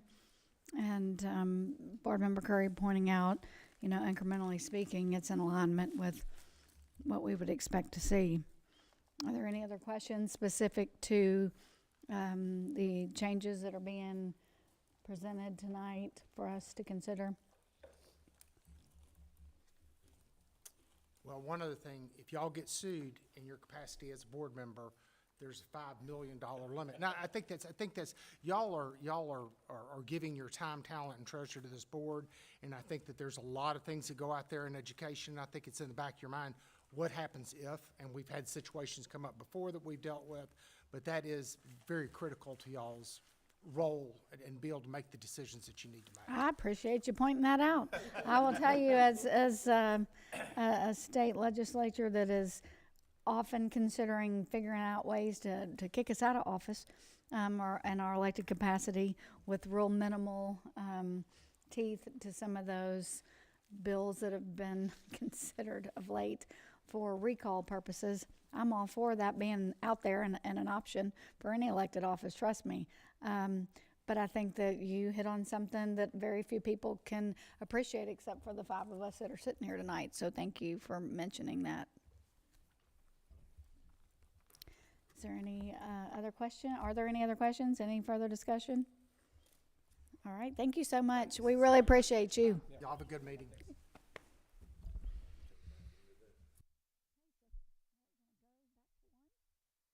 Okay. Agenda item number 1 at 7:17 p.m. GMSD fiscal year 25-26 federal capital cafeteria, health insurance, and OPEB budgets. First reading. Mr. Manuel. So we're going to highlight changes from last year's budget. As you know, most of these budgets are coming from federal funds, or they're coming from state, or they're an isolated fund, and they are actually, we're told, here's the amount that you have, and here are the ways that you have to spend it. So I just wanted to highlight some of those details. So the first, and we also have the staff members here, if you have specific questions about functions of parts of those budgets, we can explain each of those. But know that our other funds budget, the first one we're going to look at, consolidated administration, Title I fund, or to all title fundings, Carl Perkins, IDA Part B, and IDA preschool. We do see a slight increase in adjustment. It was equivalent to $38,651 from the previous fiscal year to this fiscal year. They are spread throughout that budget. So if anyone has specific questions about those budget, it's very similar to what it was last year. If you want to look at the specific categories, like I said, Ms. Huffman or Ms. Abel can answer questions about those budgets. If not, I'm going to move on. The next other funds budget that we have is school nutrition. And as you know, with school nutrition, besides some of the fixed costs that we have, a lot of that is projections around how many meals are we going to sell based on previous years. So our company that we outsource with actually does an analysis of previous expenditures to see, and prediction of markets to try to make a guess. But they're projecting that there is going to be a slight decline in their revenue of 2.6%, which is $59,000 as compared to the previous fiscal year. And because of that, we've also projected the same or reductions in expenditures as compared to the previous years. But we have reduced more, about 7.7%. But you can see that budget there. If you want to look specifically at, you have the nutrition budget in front of you. We can answer any questions on cafeteria. Was there anything in particular that they pointed to as a result of, trends, expenses that impact? No, I think just based on what Mr. Jones said, you can come on up, Mr. Jones. They're looking at market trends too, and they're looking at sales tax expenditures and how much money people are spending. So that they're also trying to make those projections of how willing people are to spend money. But and I think it was bringing the numbers closer in line with FY24, the actual revenues and expenditures. So basically a year out, seeing where the did patterns and what did we see, and then applying those moving forward to get closer to reality. Correct. Yeah. So if there are no questions on cafeteria, we will move on to, yeah, go ahead. Real quick question on cafeteria. So this doesn't, I don't see where our, whatever our reserve fund, what do we have, about 1.7 or 1.8 million in there now? I don't see that reflected here. It's correct? about 1.7. That's because at this time we're not spending it. Okay, so this will just be, we'll just be adding to. Correct. Okay, perfect. Yeah, there'll be some plans probably for some additional building improvements at the high school and additional equipment needs. So that will come later. And as you know, our objective with the cafeteria fund is to always have that be a self-sufficient fund that also pays for itself. So whenever we do build reserves, besides saving money to start up the next year, we look to upgrade the equipment or upgrade the kitchens there. So. Yeah, I've been pleasantly surprised to see the balance grow. And I know we had a kickstart from the USDA funding from COVID that kind of helped kickstart that. But we've got a nice balance there. So hopefully, knock on wood, we don't have anything urgent, but I think we're going to have enough to make some investments here at some point and still be in good shape based on the budget. So I just wanted to make sure I wasn't missing something. Okay, so that's cafeteria budget. Moving on to capital improvements. So this one is kind of an odd one. We do a projection based on previous years of what the county commission gives us for capital funding. We make it mirror the expenditures, but once again, we don't recognize or spend any of this money until we actually receive it from the county commission. And so we will bring that before the board to recognize the actual money as it comes in, and then also spend it. So I don't know how helpful it is to budget that capital improvement. It really is. We're wait and see, and once we recognize it, then we will make plans to spend it. But based on previous years, we think we receive 2 to 3 million is our share of the capital funding that they provide to Memphis Shelby County Schools. Well, I think that since it is part of the capital improvement budget specifically, in the previous conversation, when Vice Chair Strain, you know, we talk about how anything that we're going to consider coming out of reserves on, all this goes hand in hand. I mean, like our ability to pull from multiple sources and get creative and you know, when we look at these things, it's trying to realize what's actually going to come in. And we, you know, Board Member Curry mentioned some funds that are now part of, you know, some benefit of being a high achieving school district, and how sometimes additional funds come to us. This is just keeping us what I feel like is our guideline, our parameters that we anticipate almost exactly, as opposed to when we do receive additional funds, how we plug and play with those and our ability to adapt to these other things specific. And I'm saying this now because we're talking about the capital improvement revenues from the county in particular. So I think that we're going to continue to see how, whether it be how Memphis, Shelby County invest in facilities, and how, you know, what that looks like for us. But a lot of that's unknown. We can hope that some of those things come to fruition, and that some of the things we talked about tonight, you know, maybe those will be things that we can say, hey, if we get these funds that, you know, we didn't anticipate, then we've already talked about the things that we would like to do with them. But they're no more than a discussion until you have the actual dollars associated. That's correct. Are there any other questions on this capital improvement budget? Okay. Next one I thought is going to take a little bit more discussion, because we talked about in our general fund budget, when we talk about health insurance, we are self-insured. We do go out to partner with a third party to provide that for us, but we're the ones maintaining this. And as you know, costs for prescription drugs and just health care in general have increased, and we had the benefit of having 11 years where we did not make substantial increases to that plan or cost to that plan. We know that that's not the case anymore. We are having to make changes. As you know, we budgeted for our board an additional $800,000 into this health insurance account that we saw. We also that we predicted. We also have some predicted costs, and so you see that amount of $978 additional dollars there.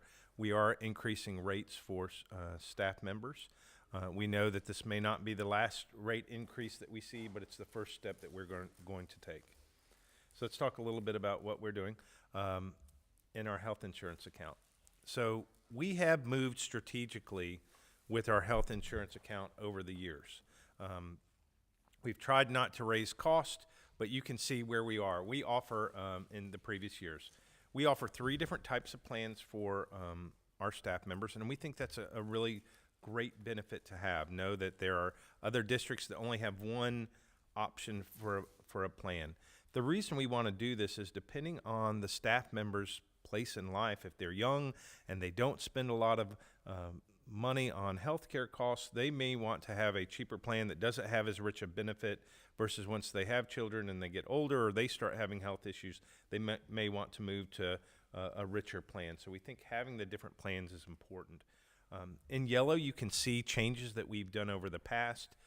So examples are maximum out-of-pocket expenditures that we have, or prescription drugs. So when you see that OOP maximum, that's the 1, 2, 3, 4. It's the 5th row down, that OOP maximum. That's talking about the maximum out-of-pocket that an employee or that their family would have to pay.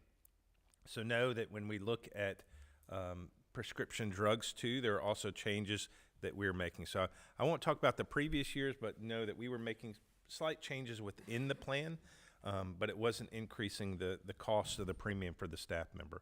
But we know this year that we were going to have to change that. So the first thing that we're looking at that we are changing is the prescription drug cost. That's that RX for 30 days. And the different numbers that you see there are the differences between cost of a generic drug versus a on-brand drug versus a specialty drug. So you can see there where in 24-25 it was 10, 50, and it was 100. Know that one of the changes we've made there, and you can't really see it in that chart, but you do have a hard copy. Does everybody have? Let me pass this around. Because I saw Mr. Strain looking for.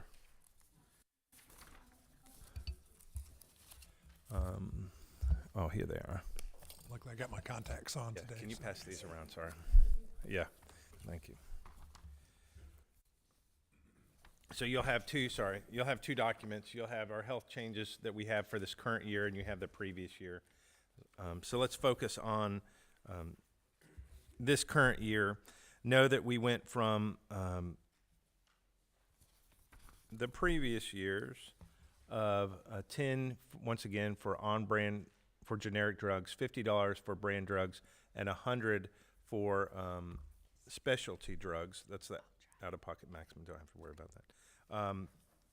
Know that when you look at what we're moving to, for example, if you're talking about our in-network plan or our basic plan, that those are changing to percentage amounts for drugs. So we're going to a 10 for generic drugs, 100 for brand drugs, and then 20% of the cost of that specialty drug not to exceed $200. So there is a cap on how much they're going to pay per prescription. But this is, and I think Ms. Stratton said today, 70% of our costs for our insurance are in the medications. And so that's something that we're going to have to look at continuing. We have some very expensive specialty drugs that people are on, and they need it for their quality of life, but know that it is a big challenge for us for the plan. So this is our first adjustments that we're going to see with this plan. So you can see the changes, the maximums. But if anybody has questions on what we're going to see. So between the increases that we have added from the general fund to the changes that we've made to the plan, we think that we're going to make our plan much stronger. So just so I'm not hurting Miss Stratton's feelings, she always writes the best script, so I'll try this in my best Miss Stratton voice. Just to highlight a few of our revenue sources for the health insurance fund. Currently, we have 518 active employees and 27 retiree employees who utilize our health insurance out of about 700 employees. We collect medical premium payments for those folks in addition to the GMSD employer contributions during 20 pay periods during the year. For the 25-26 school year, we increased the employee portion of our premium rates by 5%. And once again, in addition, we have budgeted $800,000 from the general funds also on the employer portion of this to help balance this account. The increase in employee and employer contributions for the 25-26 school year attributes to about $6.9 million in revenues. In addition, we anticipate continuing to see quarterly pharmacy rebates. And as you know, we partner with a group called Well Done. And so when employees file prescriptions, they're looking for the cheapest path for them to fill that prescription. So this year we have been averaging about $25,000 in rebates each quarter by using Well Done. So it's a beneficial program. And finally, we have allocated $1.2 million of our reserves and need to serve as a cushion to cover the claims, just like we did last year. So this brings our total revenue budgeted to $8,178,575. On the expenditure sides, we budget amounts to cover potential increases with our medical stop loss, pharmacy claims, as well as administrative services for fiscal year 26. Our administrative services include our benefits consulting fees from ESP, our third-party fees for Lucent Health, Well Done, and Concern, which is our employee assistance program. In addition, we're budgeting $540,000 for the GMSD Health and Wellness Center, the clinic. To date, we have had a total of 727 visits to the clinic, and we're averaging a utilization rate of 88% for that clinic. We received numerous positive feedback, and once again, it's keeping our employees healthier and getting them back to work quicker, so that the clinic is a benefit for all. This brings our total expenditures to, once again, over $8 million. So if y'all have any questions about the health insurance account, we can talk about those, but just some highlights. Once again, 5% increase of the cost to the employee on the premiums. Our total out-of-pocket maximum was increased by 40%. Increased brand went to 50. Specialty, once again, was 20% with a max of $200 per prescription on their co-pays. And spouses of active employees who are 65 plus and have access to Medicare transition off of our plan onto Medicare becomes their primary. So we believe we've handled it from the employer side, the employee side, and also to working with the benefit. We're trying to manage this account. And once again, I don't believe this is going to be the last time that we adjust. I think next year we're going to have to make some more adjustments to it. We just know that's where we are. So we're making steps to do that. So if there are other questions on the health insurance account, I'm glad to answer those, or we can have a discussion. No, this is something that I don't think any of us take lightly. Former board member Oaf, she was pretty open that last year, I think she kind of sounded the alarm saying, hey, this is likely going to happen here. We're kind of at that point. It really is a miracle that we went as long as we did without any increases to the program. I can tell you in corporate America, mine goes up every year. And there's not been a year mine hasn't gone up. And so I was kind of jealous of the plan that they had because I wish I had it. I was just going to give some. Some Go perspective of what that increase does in the plan. Once again, it's out of their 20 pay periods. For example, the HR single goes from $67.47 to $70.84 a paycheck. So it's not a huge change, especially in a year where this board has provided for our staff with cost of living adjustments and teacher increases. But so there's also a chart that shows how much they're out of pocket. I think, do we have that one? No. Yep. Not that one. Do you have the other one that has the pay one? Okay. Okay. Other questions? So sorry. Yeah. You want to see that one? Thank you. Yeah, that was, 5% of $2 is not much. 5% of, so I think that's relative, and I appreciate that. When you see it by increase in paycheck and pay period over 20, it's an increase. But I'm mindful of that over a period of time. And again, being the first increase. I was also going to ask if you could give an example about that out of pocket, because the maximum going up 40% jumped out at me as a little greater than, say, a 5% premium increase.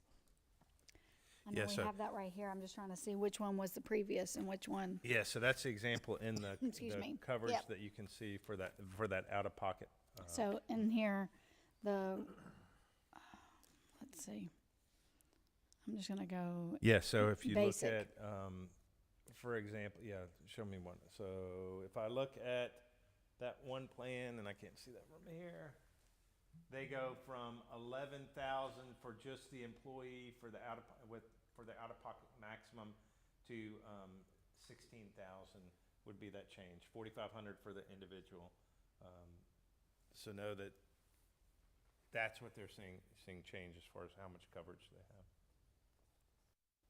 And the last 2 years we've moved, because we were short, we've moved about 1.5 or 1.6 million each year. It's around 1.5 to 2 million that we're moving to adjust, and so that's why we're trying to hit that through the 800,000 from the employer, the employee contributions, and also lowering our costs too. Combination. Yeah, combination.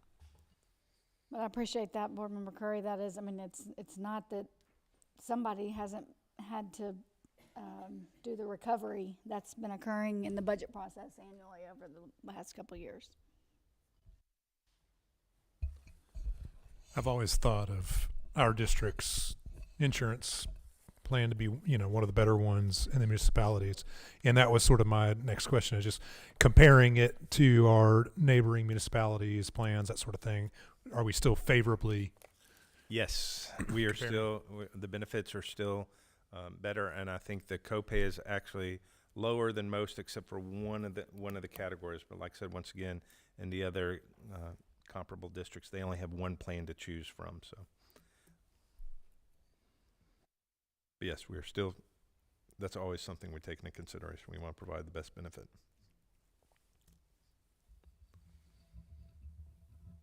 Thank you so much.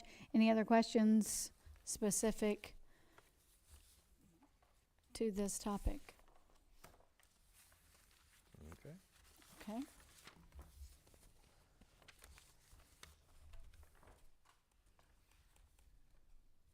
Okay. Where do we go from here? Anything else? No, so in that the takes general us fund to the revisions? Yes, so that takes us to the next Three? general fund budget. So as you know, in between readings of the budget, there are slight changes that occur. And Mr. Cathy's going to take us through the changes for the already approved budget. I really like this format. Thank you. So the board approved the budget on first reading, and generally what we do is just bring any changes that may have occurred between first and second reading. And so I'll just hit the key highlights or the big changes. Really, there's three. The first one is we project $205,000 in additional revenues. I'm going to butcher the acronym, but let's just say it's the weighted fully. It's WFTE-ADA, the weighted full-time equivalent of average daily attendance. So that percentage moves slightly. We got those projections from Shelby County earlier this month. So we project $205,000 in additional revenues. There are a lot of minor changes between accounts, and that was due to probably one of the most thorough reconciliations that we've done. We sat down with Human Resources and went through every line, every account, every salary, and you'll see some minor changes between accounts doing some reconciliations and moving a few people between accounts because we thought they were better. The job duties and responsibilities that they performed were better suited in one account versus another. You see an operation of plant, there's a reduction of $55,000. That's due to a $100,000 reduction of the custodial budget, but then we add the $45,000 for the property insurance increase. Both of those budgets rest in 72610, which is on the right side. Third from the bottom, operation of plant. And then we basically, after all those changes, the $205,000 in additional revenue, plus the $91,000 that we freed up after all of these changes and reconciliations, we put right back into the capital budget. As the board remembers, we had originally cut that capital budget just over $400,000 to balance the general fund budget. So we took the $205,000 in additional revenues plus the $91,000 that we freed up through all of these changes and reconciliations and put it into the capital budget. So there's been $296,000 put back into the capital budget. Those are really the key changes between first and second reading.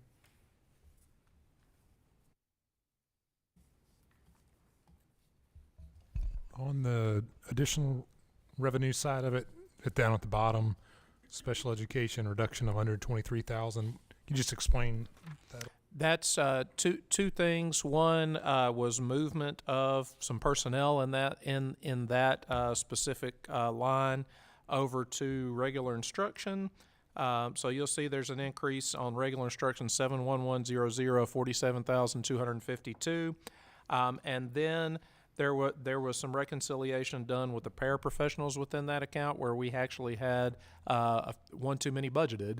So that was a benefit to the to that budget when we went through and did that entire reconciliation. Thank you for that explanation. Are there any questions about additional revenues or additional expenditures? Wow. As a big fan of reconciliation, I really appreciate you walking us kind of through how it, and especially for those that are going through this for the first time, this is how, again, there's going to be massaging adjustments, and a lot of times it's just reallocation in a certain spot. It's not new or going away as much as it is just moving around. So thank you that you've made this very easy for us to go back and look at the actual documents. So I appreciate that. Okay, anything else on the second Number reading 3. budget? Let's get to number 3. We're finally there. Yes. Fifth amendment to custodial services agreement. Mr. Kathy, Mr. Burkowski. Actually, this one's going to be Mr. Prokowski. Mr. P. All right. Get to a Fifth Amendment without a lot of stuff happening. Okay. As you guys know, we put a request for proposal out for custodial services. We had a great response from a lot of contractors. Some we were very familiar with, some we weren't. But a parallel process, we always engage our current providers. And they submitted a proposal and actually came back $2,000 less than what we were paying. They said they realized those savings based on supplies being used, so the amount of paper products, the amount of cleaning supplies, things like that, that they were able to recognize a $2,000 per month savings over the current contract. Honestly, with the state of the buildings and the fact that our current contractor has been responsive this year, I feel like complaints, phone calls are down from the schools across the board. With that in mind and with those realized cost savings, we are recommending and feel that it's in the best interest of the district to continue with that current provider. And can you tell us who that is? SKB. Thank you.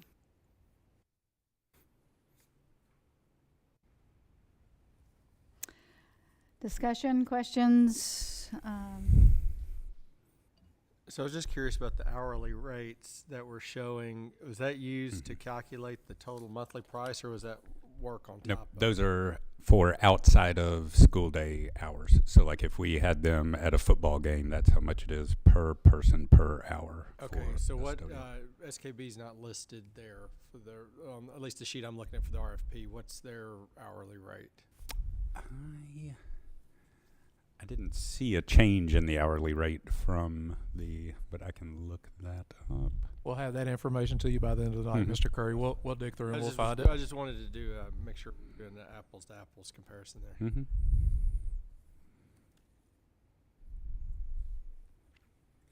So if we look at the price monthly compared to our current provider, it does appear that there are 2 bids that came in under what their price monthly is.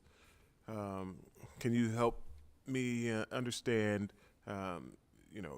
with SKB being more expensive per month, is there a reason why the other bids did not get chosen? Yeah, and I'll jump in on that one too. I think since we have been a district, we've had 5 different custodial providers. Okay.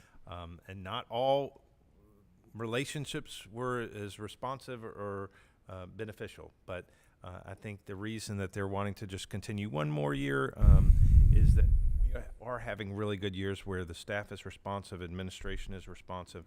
That's the answer, is because we're having good years. And so we're wanting to continue one more year with the current provider. Okay.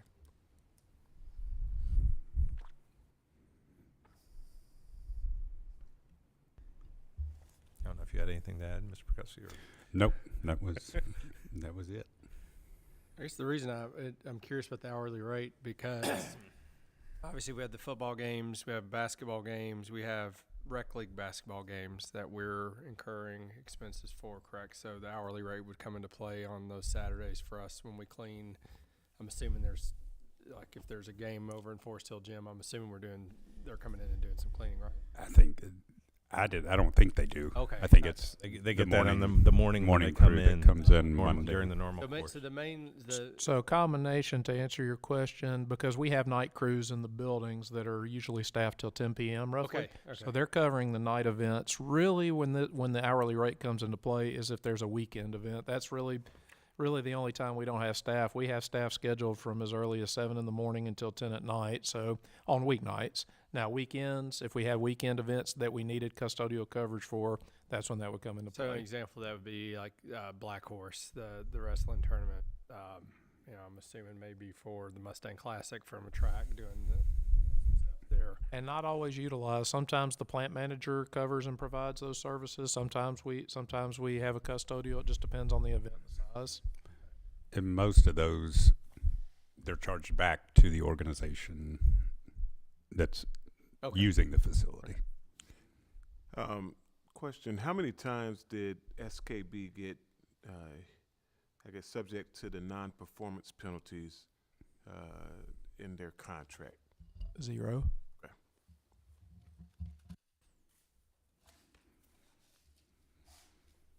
Good year.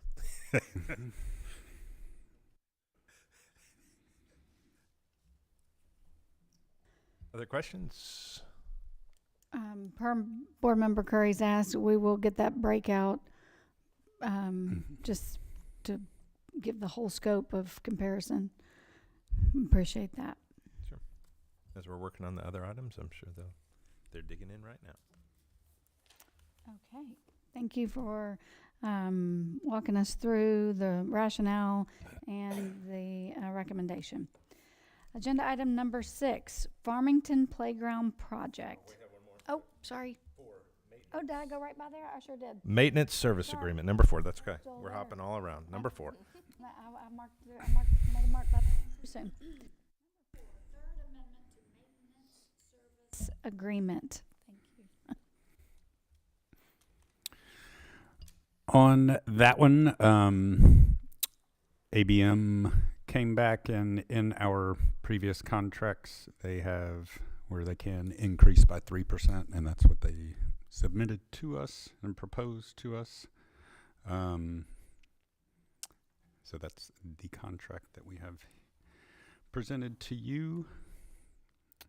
Just to refresh the board's memory on this contract, this is for the outsourced maintenance services that are provided to us. So this is main trades would be electrical, plumbing, locksmith, carpentry, roofing. For example, we have a few in-house operations folks, but they can't obviously handle every trade or every maintenance work order that comes in from our schools. So those are the major trades that are provided within this contract. And this would be a recommendation to extend this for one additional year. What has been, I guess, the experience, and we've been with them a long time, so I'm mindful that, like you say, it's contractually something that this is the maximum they're able to do, and it's based on percentages, and in these days and times, it's reasonable in my mind, probably in the industry as well, I'm assuming. So is there anything else that was considered outside of that, things that we asked them to do in addition, or, kind of shoring up any just ask requests? I mean, from a proficiency standpoint and just business as usual, let's renew, is that kind of the thought process here? I've been in constant contact with their upper level management, not just locally, but regionally and nationally, trying to, shore up a couple of trades that I didn't feel like were as effective or as efficient as the others. And they've been responsive, and I think they know there's an issue in one of the trades, but they are working to resolve that. So I feel like their upper level management has been responsive. I would say additionally, there's a ton of institutional knowledge in the guys that work for ABM that are assigned to our district. There's probably 50 plus years of working in these exact schools under Shelby County. and it's something that I can see a different path in the future, but there's so much institutional knowledge in the guys that work for them right now. They're aging. They all worked for Shelby County, so they've been around a while.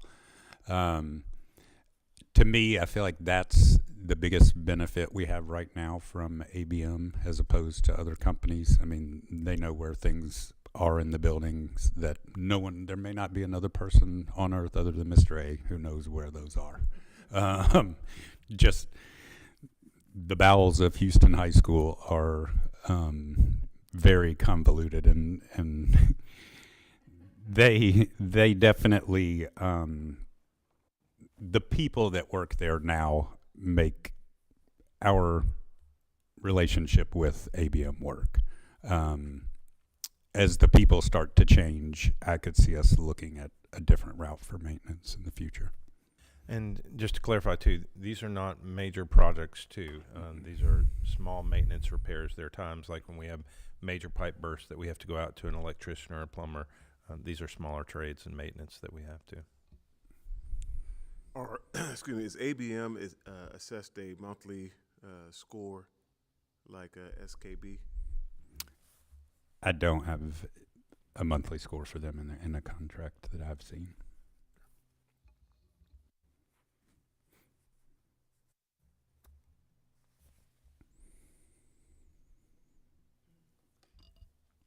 Any other questions specific to the maintenance services agreement? Thank you all for your candor and for your explanation.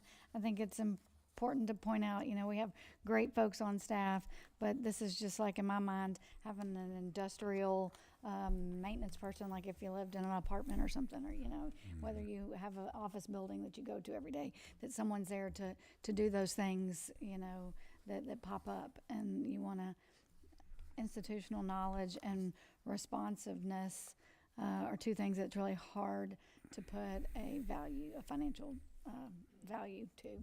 So thank you for sharing that as well. Okay, now are we on to 5? Yes. 6, playground. Oh, now we're at the playground. Agenda item number 6, Farmington Elementary Playground.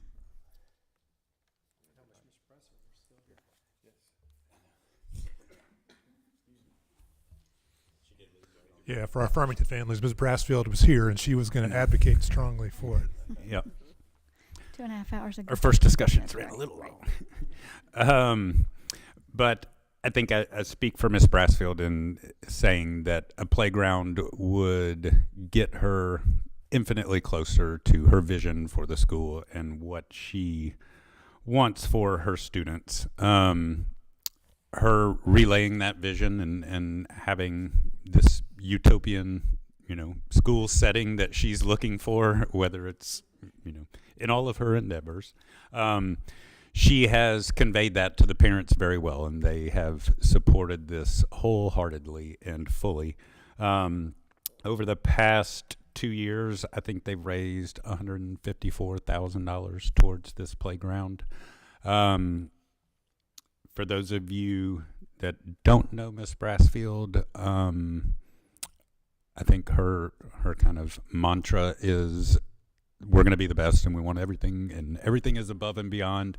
So we came with a couple of playground proposals, and of course she was like, well, what about this? What about that? What if we added, the kids want swings? She did surveys, she did focus groups to see what the kids wanted, what they loved, what they didn't really care about. So I think, the parent support is there, and they have really done a great job of raising money for this project. The district will put in some money towards the project, but this is something that she really believes in. The physical activity law next year is, I think, going to change if it hasn't already. I don't know if it's already gone through. So they've increased the minutes for elementary school. I see them going back to the monitoring that we used to have in the past, where they would look at your schedules and, you know, you had to show them where your 120, 150 minutes a day were coming from, or a week. And this gives an on-campus option and gives flexibility. It gives some autonomy, and, you know, just offers her a way to not only enhance her school and bring her vision to life, but also, you know, make sure that she's able to hit those new mandates from that physical activity law.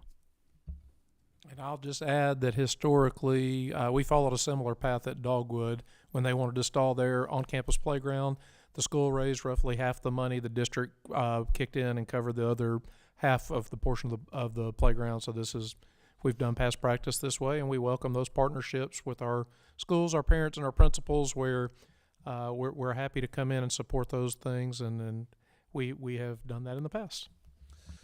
Yeah, kudos to the parents, and I know they've been patient too as we've worked through kind of looking at what else is going to be going on at Farmington. I think it looks great. I know my kids will miss the big mound where they try to push me off and things like that, but looks really neat. I like the falcon head.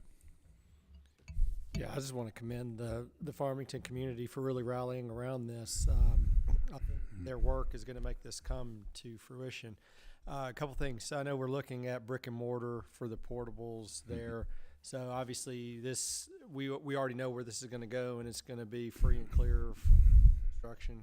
Yep, I've started, just in case, the approval process with the city, and that was part of, you know, their look is, I need, you know, where are the utilities, where is the new building going, and it's going to leave plenty of room between the playground and the new building for some green space, just for, you know, free play, tag, running, whatever. I will say, and I think that it's part of the delay, has been, I know for a fact Ms. Brassfield did not know how much playgrounds cost. Yeah. And I don't think any of her parents did either. And I don't know if you guys have looked at it, but the surface that you have to have for a playground to be up to code is anywhere from $20 to $28 a square foot. So they will keep the existing special ed playground. So it'll be similar to Forest Hill, where there's a dedicated playground there and the new one. When we start construction of the addition, it's actually going to move to the other side of the addition. So it'll be that one, it's pretty aged. But there's going to be a new playground on the playground side of the addition. So and it'll move north. Yeah, and you lived this when you were there. Just for the community's knowledge, they don't have a dedicated playground, so they're out having to use the city park. And so there are obviously concerns with that, which I think is one of the reasons that the Farmington families have responded the way they have, is they know that the challenges, and obviously it had to have been something that was in the back of your mind every day out there. It's a challenge, and I think what the difference between there and maybe Dogwood or Riverdale, when they, you know, are utilizing the city parks, Cordy's is a lot bigger, busier street than those two are kind of tucked back. And so, you know, not only people coming into that park, but also it's easier for the students to get out of that park.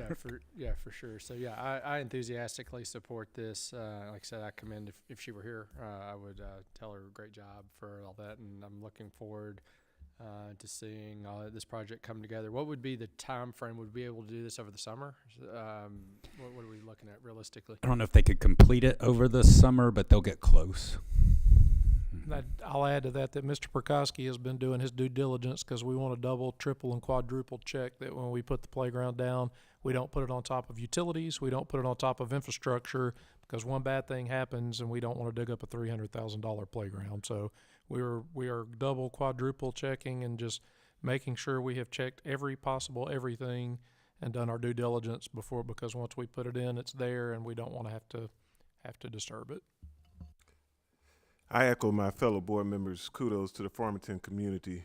I am a big fan of making things happen, regardless of what you got to do, and they did it. One thing, you mentioned the special ed playground. It does appear that this rendering has some inclusivity in it that will allow students of all capabilities to be together. Am I looking at that correct? You're looking at that correct. And really that other playground, it's supposed to be a preschool playground, and it's designed for preschool kids. So this allows our older students with special needs access to the playground. So we do there are some swings that are inclusive that pretty much anyone can use. And we tried to make sure there were structures that also included those students. And you can't really see from that rendering, but there's a back of that we feel like in talking to the rep, and we did have some concerns of the parents of the students with special needs as to, we're contributing money to, we want to make sure, we're represented understandably. We feel like that larger structure also will be accessible to the majority of our students. Well, I want to thank you for taking that into consideration. I think it's important for that school community to have everyone together like that as much as possible.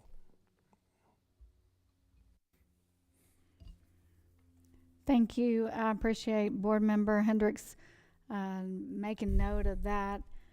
This is for all of the Falcons. And I know it's been said, but if I didn't echo, listen, Miss Brassfield had me when she was roller skating for the round tables to get kids talking and socializing them, and increasing their connectivity. I will say that the parent organization and also the supporters of it financially, the way that they were able to come together to partner. They came and they did it, and then they did it a little more. So it's been a privilege to watch it. But it is. I appreciate Mr. Cathy pointing it out. I lived it at Dogwood. It's like, hey, we're going to do our part, and I appreciate the partnership matching opportunity then as I do now. So thank you for bringing this to us to kind of see, because it's been a long time coming, and it really is remarkable.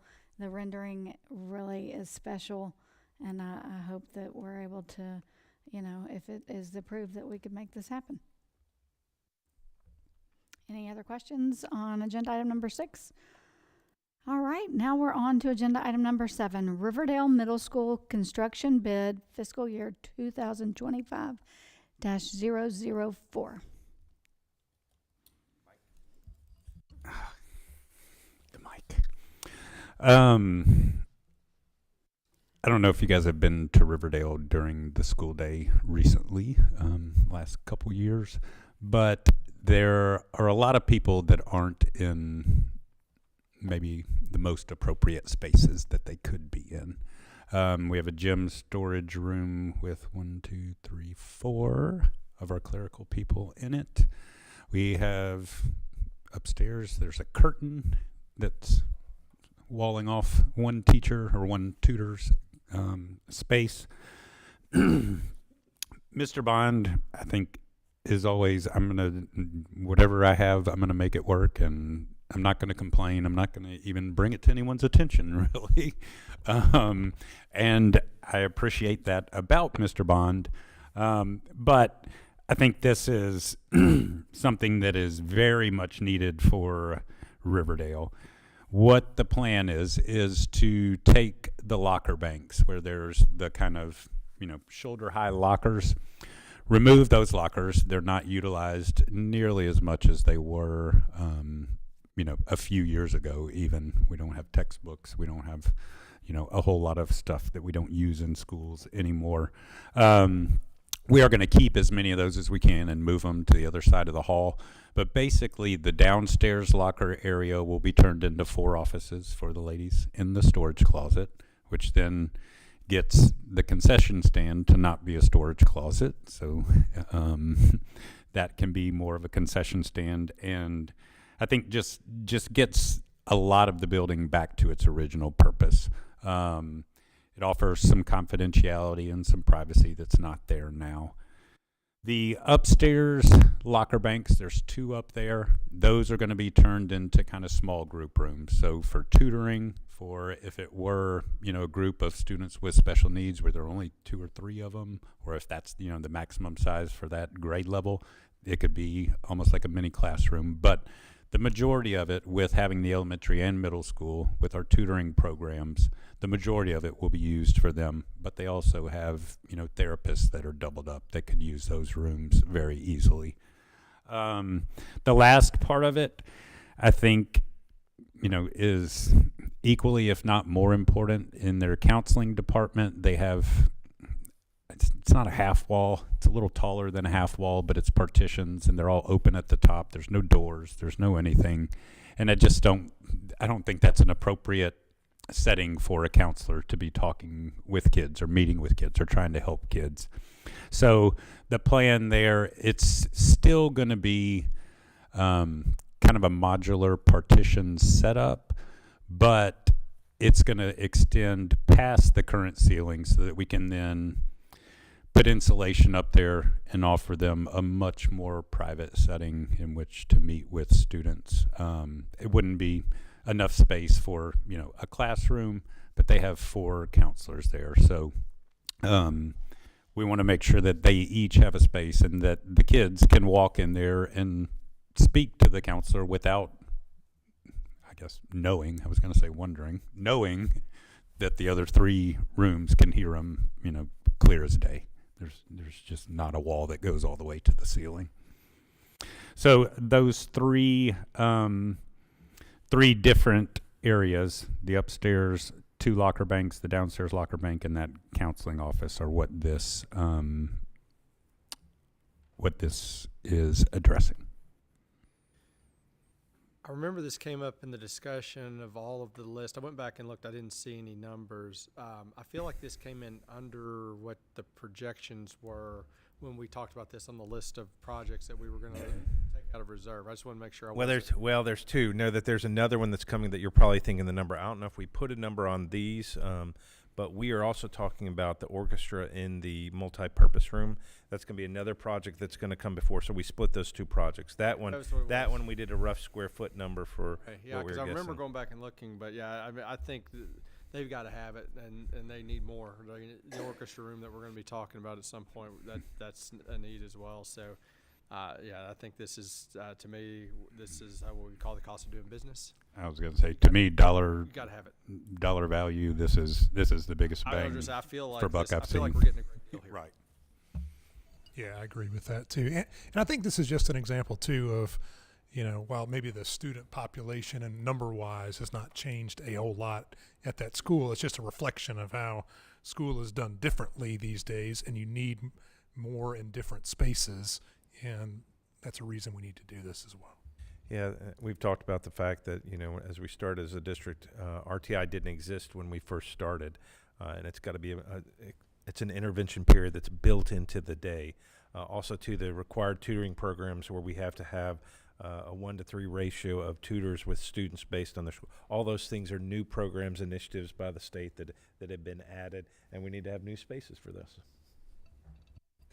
I'm a huge proponent of the privacy that will now be offered for the counseling, considering Riverdale being a K-8 school. The types of conversations that could be going on grades 6, 7, and 8.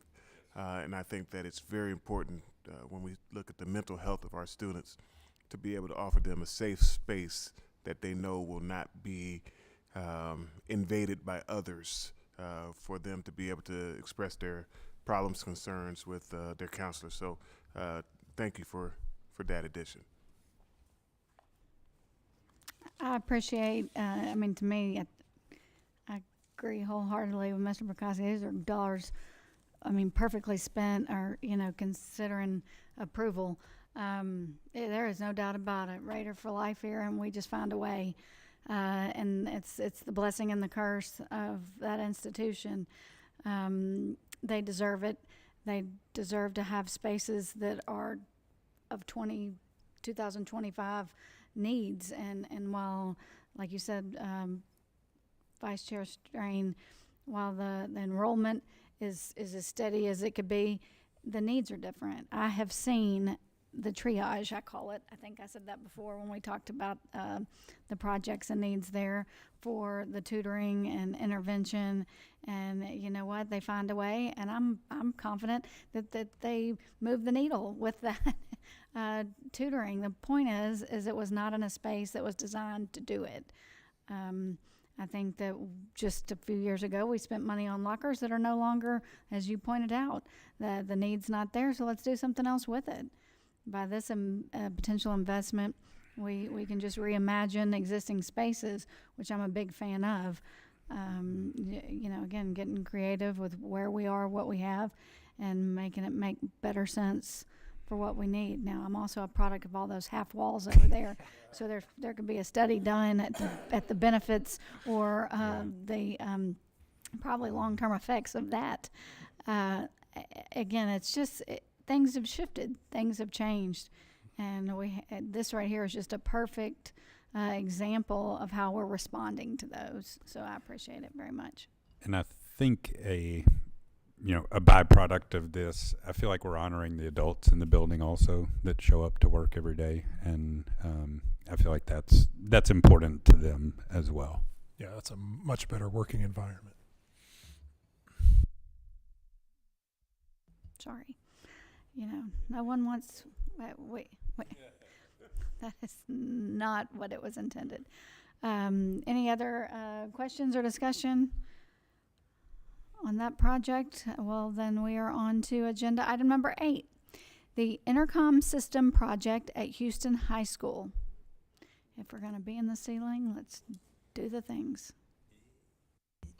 It's me again.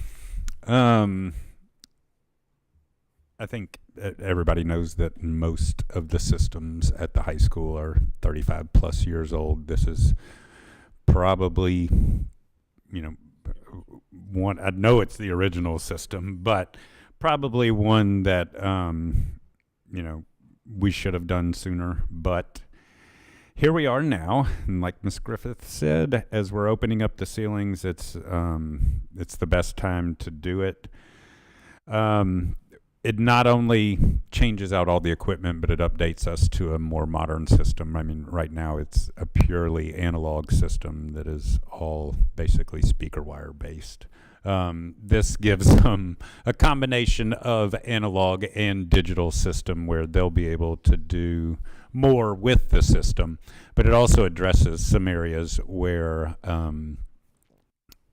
either the sound isn't the greatest or there's not enough sound. And that's mostly these common areas when we think about the hallways, the lobbies, gym, cafeteria, spaces like that we just need clearer sound and a more modern, fully functioning, up-to-date system. There's only really two phones, they are phones, but 2 phones that you can use to make a call over the intercom system. So we're going to add some stations so that each of the administrators, especially in the A building, are able to make a call from their offices. But also, it does come with some capabilities for doing things from your phone as well. And I think all the new systems do that. I'm not shooting for the highest upgrade that we can get here. We're just trying to get a system that functions properly, that brings us into the 21st century. I think the 21st century part is the obvious when we talk about being possibly some original. I'm going to use the term technology really loosely. Mm-hmm. To me, I hear you saying something that points out to me some benefits from a safety standpoint as well, not just communication, not just the audio part, but the ability to be in. This is a large campus, and it's a different time. And so thank you for pointing out the accessibility from administration from different points in the building. A big thing with that is the changes to the fire drill law, I guess, where now if the fire alarm goes off, we have to, as administrators and as district personnel, we have to inspect and make sure that it's actually a fire before we have the kids leave the building. So if they're, as administrators, each assigned to a zone to check to see if it's a fire, Well, but then they all have to go all the way back to the main office to make the call. Both the phones that function for the intercom happen to be in the main office. So somebody has to go all the way back there, or they have to radio or call back there. So it is partially safety issue as well. And I'll just add, this was a request that came from the school as well. They asked us to look at this option because the issues that they had with the intercom system. And to your point, Ms. Griffith, it is definitely a safety upgrade in that in the event of an emergency, the intercom is going to be the primary means of communication with the building. It'll be the first touch. So in addition to the fact functionality, logistics, coverage, and safety, and the fact that we're going to have the ceiling wide open while we do the project, we thought this was worthy of bringing to the board for consideration.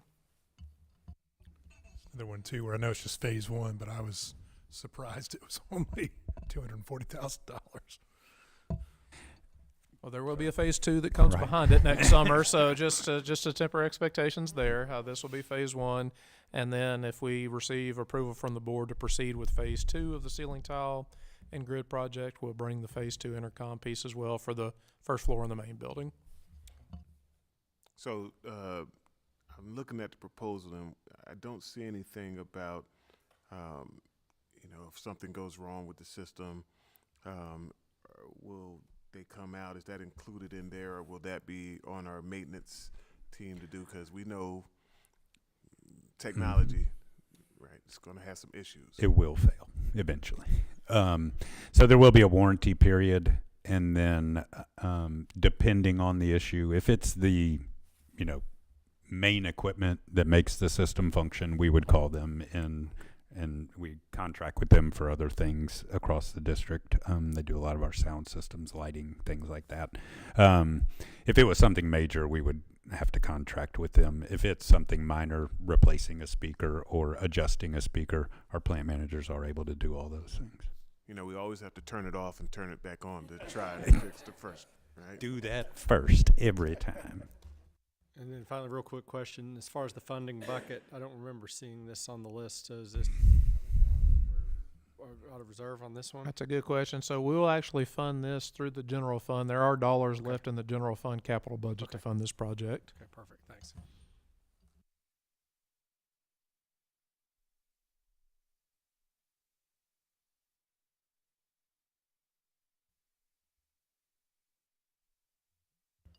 Okay, any other discussion on the Houston High School intercom project?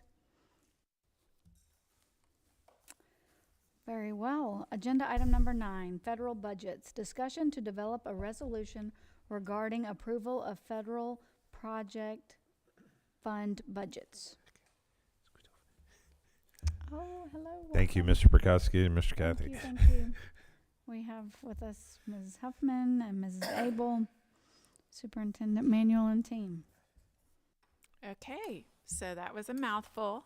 Hoping to give you guys a little visual about what we use in order to get approval of our budgets from the state level. So this is kind of great time to do it with the other funds budget up for consideration. So the objectives, we want to explore what E-Plan is, assess our existing approval process, and then investigate the development of a resolution to a single approval from the multiple approvals that we do currently. So what is E-Plan? E-Plan is kind of what I shared, an online platform for managing all of our federal funding applications. We also have to do reporting in that, compliance. There's so many fun features within that. Myself, Miss Abel, our supervisors, core office, state people are all in E-Plan working through our budgets. Just wanted to give you a little visual of what that looks like. So you can see the left-hand side where it says things like funding, planning, compliance, LEA document libraries. This is where we go. So that consolidated tab is where a lot of our federal budgets go. We so spend a lot of time in this document. This is like my second home. So what is our current process? Step 1 would be we draft our budget. They give us an allocation that changes throughout the year. Yeah, But- and so I'm going to give just a bigger picture of how this works Please too. do. What the State Department of Education has done is they have submitted a plan to the federal government for all these funding pieces, and then they take the states and then they allocate those out to LEAs, and then we have to have a plan that's a big umbrella. Our plan has to fit within theirs, and so that's why also too you see amounts changing and fluctuating, because it's that interface between all the LEAs and the state and the federal government. Sorry. Oh, please don't jump in whenever and however. So this is our original allocation, and like I said, that can change throughout the year. So our current process is myself or Miss April will go in and draft the budget with the amount that's given. We submit it. It goes to Mr. Jones, who then reviews it and it hopefully approves it or sends it back and says make changes. Then from there, it'll go to Mr. Manuel. Step 2, it reaches up to the TDOE court office. They review it. They either send it back for changes or they send it up. It then goes to the FPO director who reviews it. Our acronyms, Federal Programs Oversight, is our FPO director. I apologize. I didn't know that one off the top of my head, if you can believe that. Lots of oversight. That's right. Lots of oversight. Who then reviews it? They can send it back to us or they'll send it to approval, which then Mr. Manuel approves. So step 3, Mr. Jones would then prepare a budget amendment. We discuss it at a work session in hopes that it's approved at the board meeting. If approved, then the CFO makes those changes in Skyward for expenditure. So I just kind of want to share this happens every single time an allocation comes that's different. It could be for, I'm being facetious, but 21 cents. And we have seen that. But if you look at the time that it takes, and I didn't go into the full process of how one makes changes in E-Plan, but that's very lengthy. But once we do all those processes, we're looking for ways, could we make this a little bit easier after that original approval? So here's the proposed approval process. Step 1 and 2 are going to look exactly the same. There's nothing that we have control over when it comes to submitting it to the state and then the procedures that lie here at the district office. The only thing that would alter would be step 3 after that original approval, is that after Mr. Manuel approves, we get it back from the state, then the CFO would make the changes in Skyward. I know I went very quickly, but I tried to be brief. Are there holes to? Yeah, so what we're hoping with the board is to get us out of these changes, because what we've seen happening more and more frequently is, I don't know the number of budget amendments that we've had for the same account where we're not changing them. We're getting a notification from the department to say, hey, your allocation has changed by $53. And so then we go in, we have to write up a plan of how that has changed and how we're going to allocate that money. Then we're going through all this process. Then they'll send it back and say, no, we think your plan needs to say something else. So this is really short. It usually has several revisions, like a term paper that we're writing for this. And so we're looking for to streamline this. So the board approves that initial amount, and of course we would come back in and say, here's where we settled at the end of all these changes. So Just curious, what are your peers like, counterparts in the industry statewide? Is this an initiative that other boards are being presented similar things to try to these oversight, all the acronyms, all the oversight, to simplify the process? It's not to cut part of it out. It's simply just to take what I hear is a lot of redundancy and make it as streamlined as possible. And it's more about the timeline. So the districts I've talked to, for example, about their summer learning budgets that we just received, we have whole school to do in summer school, basically from start to finish. And we received our funds last week. We quickly did our application. If we had not hit it right with this work session and the board meeting, we'd be even bigger trouble. But as it is, it'll be hopefully approved from you all May 19th. And we start the following week with our teachers. It's going to be cutting it very close to get our funds in. And so other districts have found that they are not having to present that part to their board. because we know we're getting the summer learning budget. It hasn't changed since 2021. It's the same amount essentially every year. We have to get the state approval. So we have found that some districts are not having to present it to the board, but we would also, of course, bring it to you after we had state approval, just hoping that we could go ahead and start the purchasing process.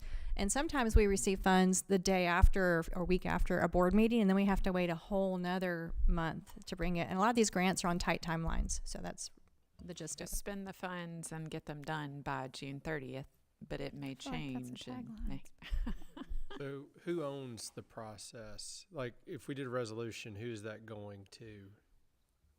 I think the most important piece of that, and I think it's responsive to your question, we didn't just dream this up, that this might be a good suggestion. The comptroller came to the districts and suggested that if their districts were amenable, that this would be a way to. So this would go to the comptroller or They'll, to the they'll department? review that in terms of any audits, but I mean, in terms of the resolution, we just have to have it on our books for them to, when they Got do it. our audit, to know. Okay, so you'll obviously help with the resolution. Yes, sir, I Yeah, will. perfect. All right, so I'm just wondering how much of this is driven by federal, which is about to be gone, and so I'm wondering if that will give us more latitude as we go forward. Because I think the federal DOE is down to, I mean, like it's 11:59 and 59 seconds for those guys. So I'm wondering if that's not going to help improve the situation.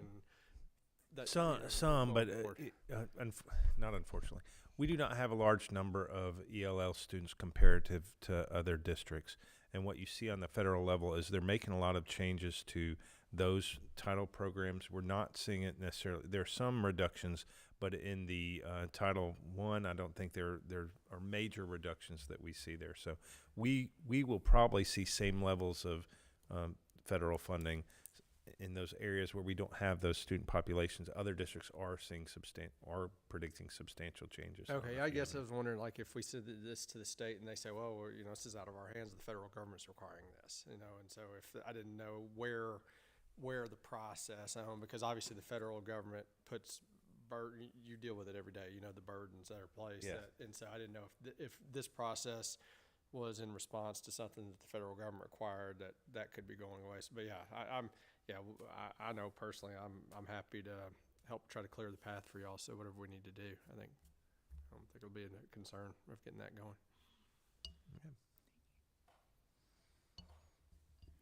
Any other questions regarding, I'm going to call it a suggestion with good evidence to support it. Thank you. Agenda item number 10, approval of 2026. What time is it? Y'all, it's 8:29 p.m. Yeah, we're rolling. Come on, we're going. Yes. Spoke to the regional guy for SKB, and their hourly is $28.50, but they include supplies in that. Some of the other ones were just hourly labor rates.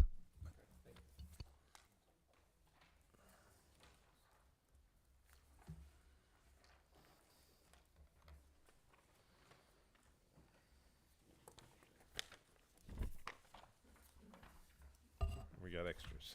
Would you all be agreeable to a 3-minute recess? Yes. Okay, thank you. See you at 8:33.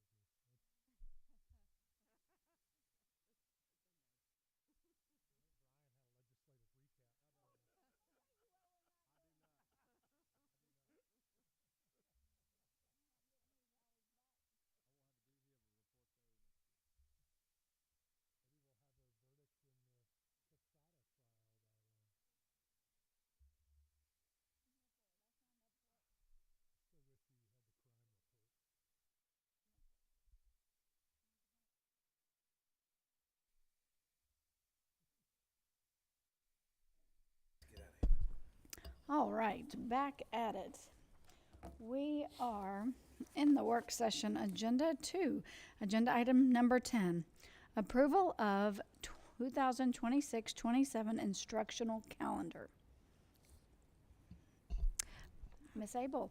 Hi, I would like to introduce the draft that our committee developed. The GMSD 26-27 Instructional Calendar Committee convened March 27th, consisting of one staff member from each school, one parent from each school, 6 Houston High School students, district office staff from various departments, and one board member. Thank you, Vice Chair Strain. Committee members interacted with their school communities to gather feedback regarding the first and last days of school, fall and spring breaks, and other considerations.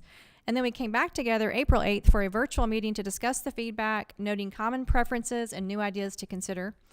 And TLA developed the final draft using the feedback along with the instructional time requirements set forth by the Tennessee Department of Education.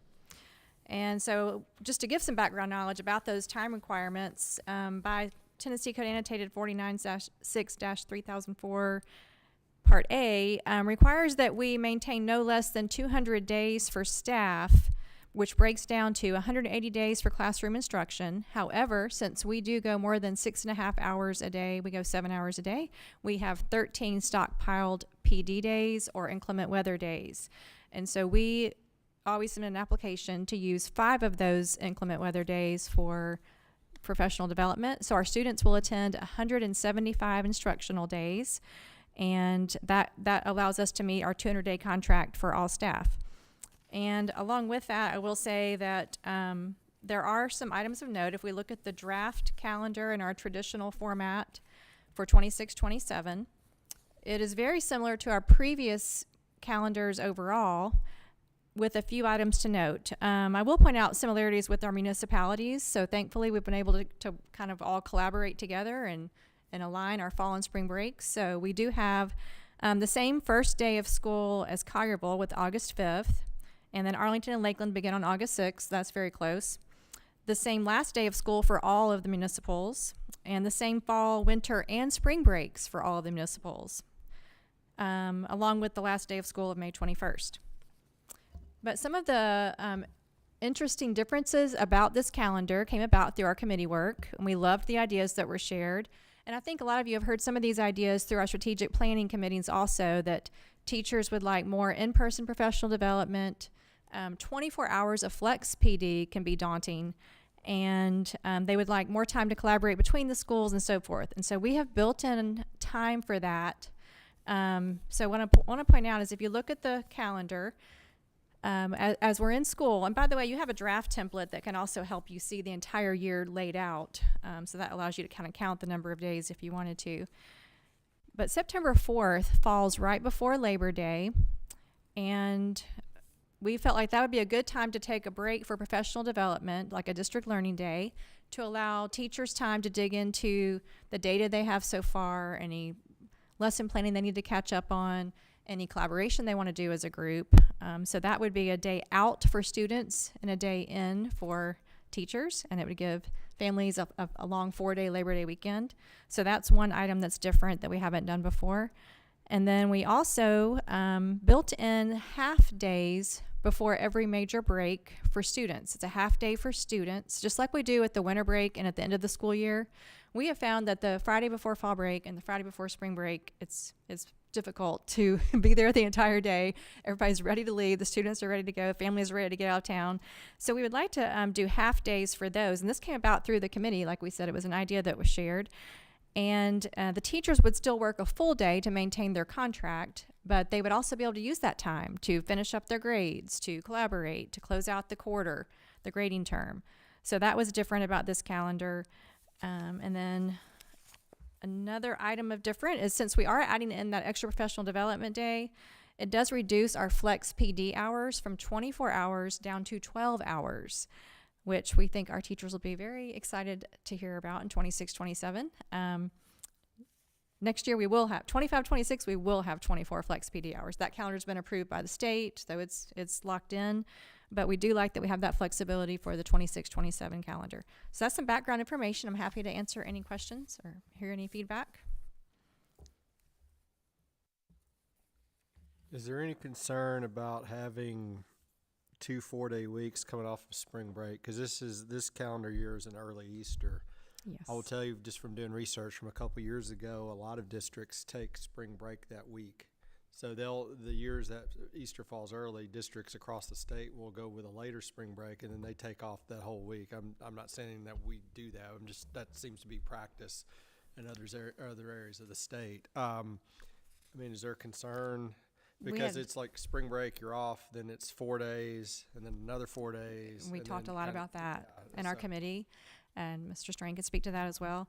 Yeah, we did talk about a lot about that, and I think it really kind of came down to people understood, there could be a little bit of, 4-day multiples, but there was a desire to have that same week off as the other surrounding districts, just for people who have kids in different schools or for employees who have children in different schools, things like that, that was the bigger ask.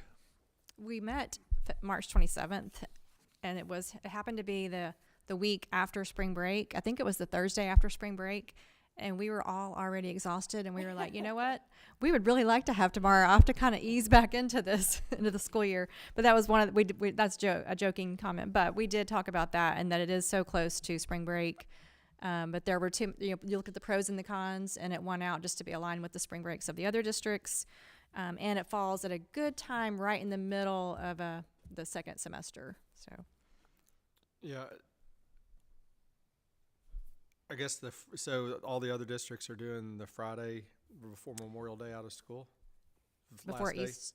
No, but like the Friday, like the very last day of school. Oh, they are all going to until May 21st. Yes. Okay. Yeah, I was surprised. Yeah, I kind of like this year that we're out on a Wednesday, but I mean, I guess your only risk there is if we do have a really bad winter and we're out a lot of days, then you're now, depending on the timing, now that 4-day weekend where you thought you had a 4-day weekend, now you're down to a 3-day weekend, and or you're extending on past. I mean, there's always that risk. Right. Knock on wood, we hadn't had that lately, but We've gotten close. We've come real close. So that's always, that would be a bummer if we had to come back, the day after Memorial Day or something. But I guess that's kind of the, if that's the consensus, then I'm fine with that. Any other questions, comments? Well, I'll just say it was a really good committee meetings. We had a lot of input from a lot of different people.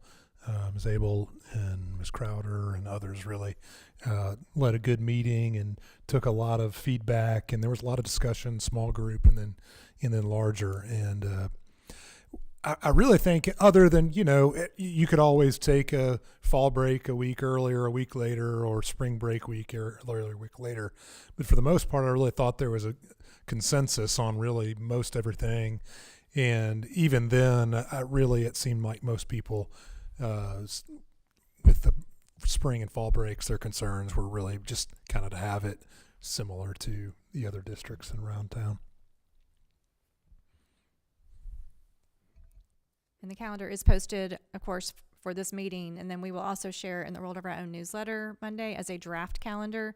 So we do meet that night, but if you happen to hear from any other family members or whatever, things that we haven't thought of, but we do feel like this is a strong calendar based on the feedback that we received. Just in the informal surveys they did among their school communities, we had over 250 responders, and so I shared some of that feedback with you. There was a strong support for October 12th through the 16th for fall break, and then sort of that mixed leaning toward aligning with the other municipals for spring break. I want to thank everyone that participated in this process, staff, students, and especially the parent volunteers that committed to the time to solicit feedback, probably from their friends and neighbors, and also represent their school communities. Thank you, Vice Chairman Strain, for participating on behalf of this body. This is one of those things where you're never going to make everybody happy, but this is one of the best processes where I see that we get so much input and we really work to, hit the high points. And what you just described to me is that teachers will be heard this half day. I like that it's something different and unique. And if other folks have done it, and I think we keep up with the attendance enough to know that in our community there are a lot of folks that do have significant travel, especially with the major breaks, whether it be fall break, spring break, the winter holiday break. And so keeping that kind of in mind is nice as well. Just, we're keeping what we already have approved for the upcoming year with the 2-day break for Easter. Again, as Board Member Curry pointed out, because that's a fluctuating holiday, and it often is. I appreciate him mentioning the closeness to spring break, because it does sometimes you feel like even coming back from January, like, are we ever going to have a 5-day school week? And the next thing you know, it's like spring break, and here we go again. I think that hearing from the staff about the 24 hours versus the ability to actually be in the school. A lot of times during the pandemic, we really focused on that flex, and we've really focused on alternatives. And kind of hearing the feedback now is maybe a little shift back to traditional. And again, it's like things change, and so we hear that and we can plan accordingly. And I will say, and the feedback that we've received from a standpoint of surveys in the past specific to calendars, it didn't matter if it was kindergarten family or 12th grade family. One of the overwhelming themes year after year after year is alignment with other municipal district breaks. And all the reasons mentioned, whether it be just impacts of multiple districts in a family, whether it be students or employees of other districts, or just friends in the community at a greater, broader, just people who like to vacation together. We've heard it all. But that is one that has continued to stay consistent in my time going through this exercise. So I appreciate that. I think we had a couple of outliers in the past couple of instructional calendars, and if this gets moved forward, I think it'll be nice that everybody can go back to saying all the municipal districts are at the same spring and fall breaks. Nobody has to wonder which one's different. So thank you for the feedback. Thank you for the recommendation. And I would like to, get some input from people in the community. So as usual, I'll share it out there and just let people know that this has been a process we've gone through once again, and that a lot of people participated in it. And again, thank you for those who did directly participate. Any other questions for Ms. Abel? I like the breakout. I like the template a lot too. Thank you for that. You're welcome. As I always look at also the quarterly instructional days, where it's very evenly distributed from both semesters and total semester days as well. So even though some of those weeks we joke about, and at the end of the day, it's broken up very, very evenly. I have not been on this whole time after I said make sure everybody has their mic on, y'all. It's getting late. Anybody want to hear what I had to say about the calendar? Call me, 901-604-3161. Feedback was really good that we are aligning with the other municipal districts.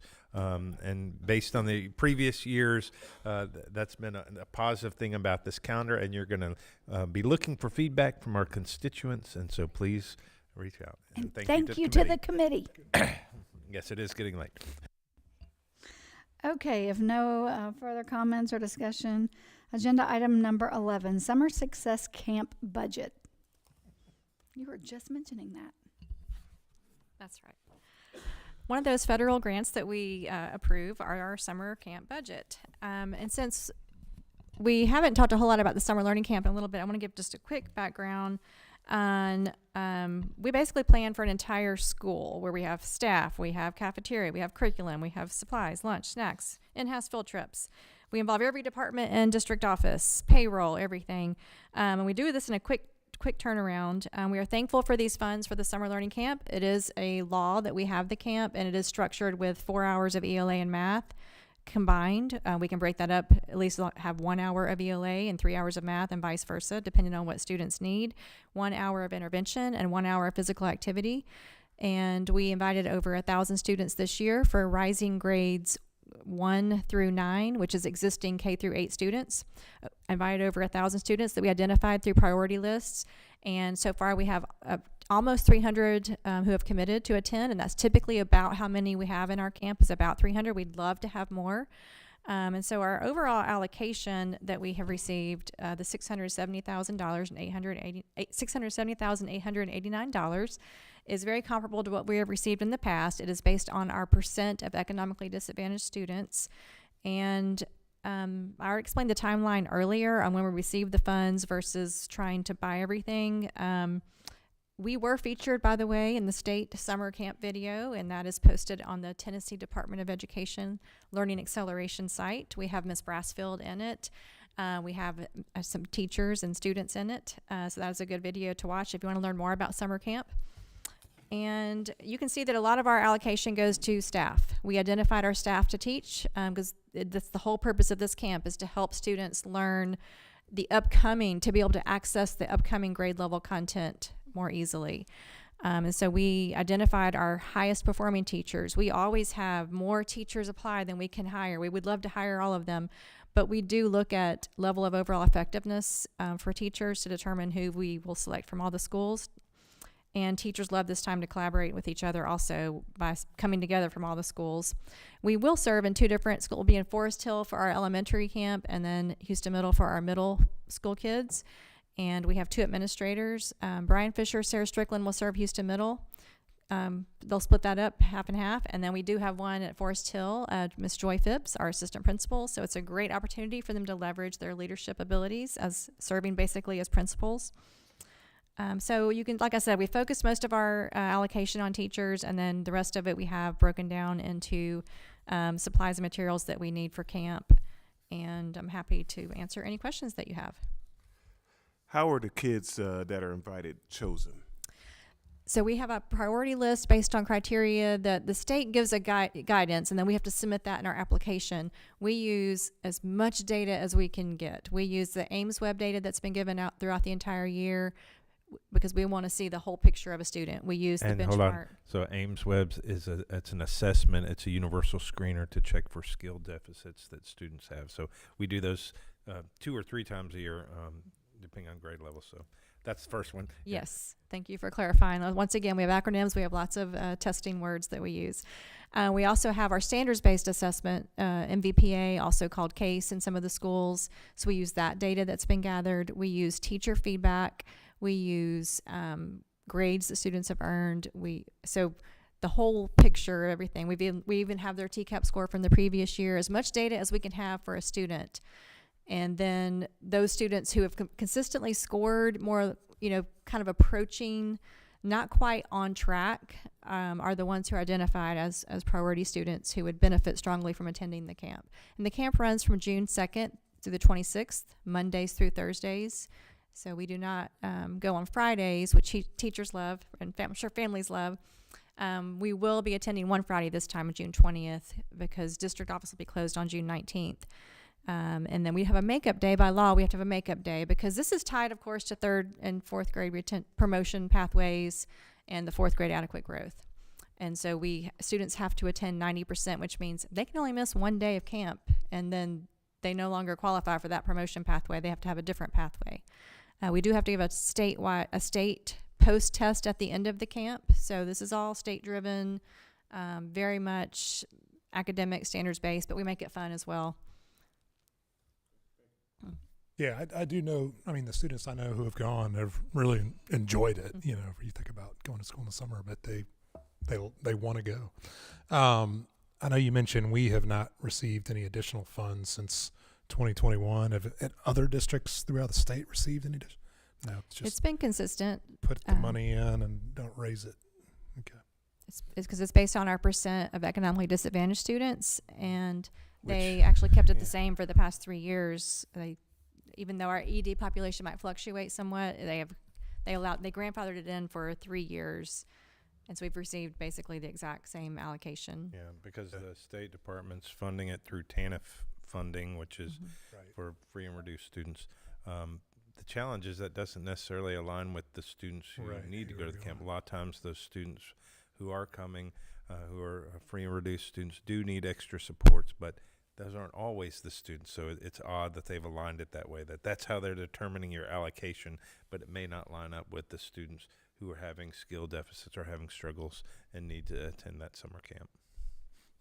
So for us, our ED participation rate that's expected is 2.17% of our overall attendees need to be economically disadvantaged, and we always surpass that in our attendance.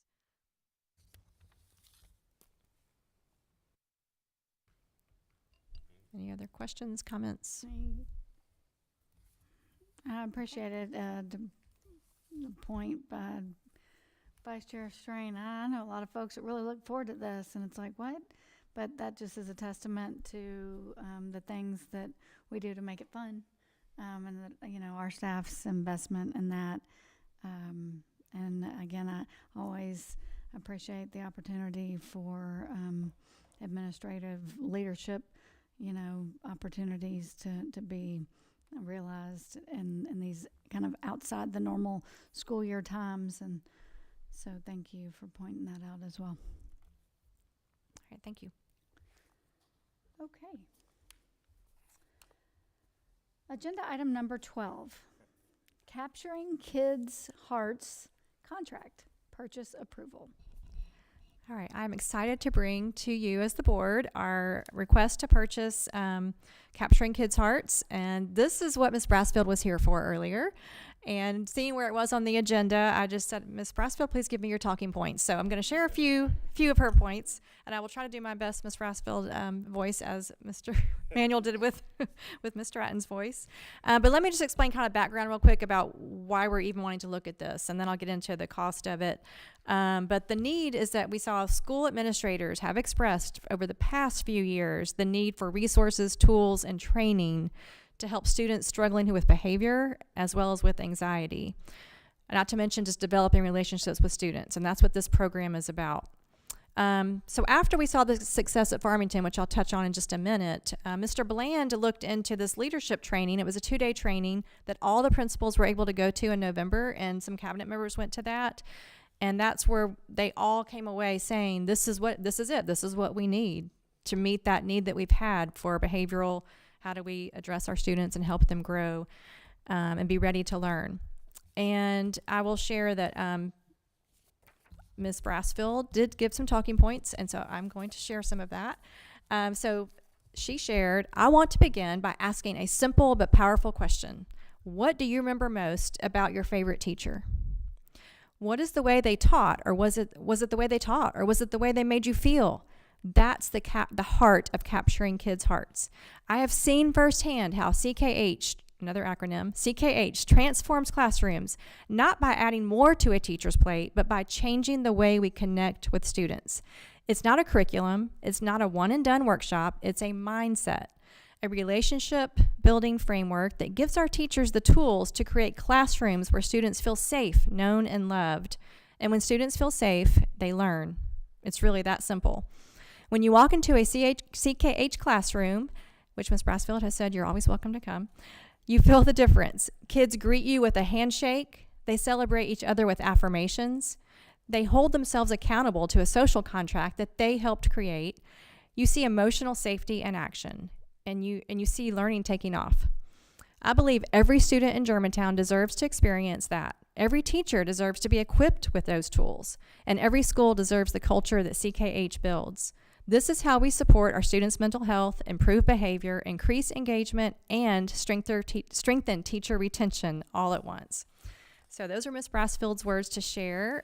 We have much more I could share, but given the time, I'm going to jump into the contract itself to explain that we would love to implement this program in all of our schools next school year, which consists of starting off with a 2-day training during in-service. And it is a very intense, powerful training, but it's not a one and done, like Ms. Brassfield said. It will continue throughout the whole school year with an engagement partner that will continue to support us, online curriculum tools. So it is a mindset implemented throughout the year. You can see that it is a rather expensive contract. So the original amount was $395 over the whole year. But we did apply for a grant already, which we linked to our new still evolving strategic plan goals. We linked it to that, wrote the grant. Megan Gashler wrote the grant for us. We received it. And the most they could give us, so they will only give up to about 20% of the training, and we reached that. So they did subtract $58,395 to take us down to $257,000 for this contract implemented over all 6 schools, all school year. So I will be happy to answer any questions. And we do have the money allocated for this. The only reason this is coming to the board is because it's over our threshold for approval. But like Ms. Abel said, our principals, our cabinet members went to this training and saw how powerful it is. And when you talk to Ms. Brasfield and her teachers, she did it for all of her staff in the school. Clerical staff in the front office, she did it for her PTO parents to talk about, let's create a contract together about how we're going to work with each other and interact with each other. And she said it has been transformational at her school. So it's something really powerful. What are the, I guess, measurements that will be used to determine effectiveness of this program? So that's an excellent question. I would go with surveys and just anecdotal feedback, especially discipline. You look at classroom discipline, classroom attendance, because with anxiety issues, you see attendance issues. So there are many ways we could track this, and that is an excellent question, because with any implementation, we need to have a way to measure how effective it's being. And Ms. Brasfield actually tells a story of several students at her school that were struggling or having challenges.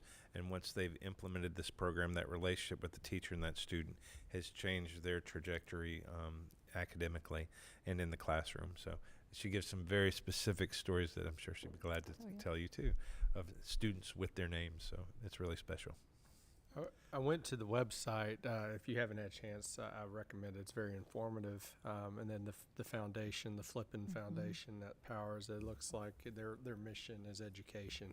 So it was very informative. I'm just wondering, so I'm going to ask you, because you were at the high school. So what is it? Because obviously your teacher population at the elementary school is completely different personality-wise than it's at the high school. So what does this look like transformationally for the high school? Another excellent question, and Ms. Ross kind of talked that through also with the implementation people that we met with. You can definitely tailor it for high school, but one of the first respondents that we heard from, because they brought in a superintendent from school, they brought in principals from surrounding schools, they were high school principals, who said that's where you need to start. You need to start with the high school, because that's where sometimes it's harder to, when we teach such a higher content course, it's harder to focus on that relationship, and that brings that focus back to that, and it gives a common language for every teacher and student to speak to. And so they have found that it's also made faculty closer together. They're able to use that, like I said, that common verbiage, but it can be tailored for high school, because when you start to hear, okay, social contract, what does that look like at a high school level? They have worked through so many high schools successfully that they had a way for that. And I did not mention that we would also have one totally separate for our varsity and JV coaches.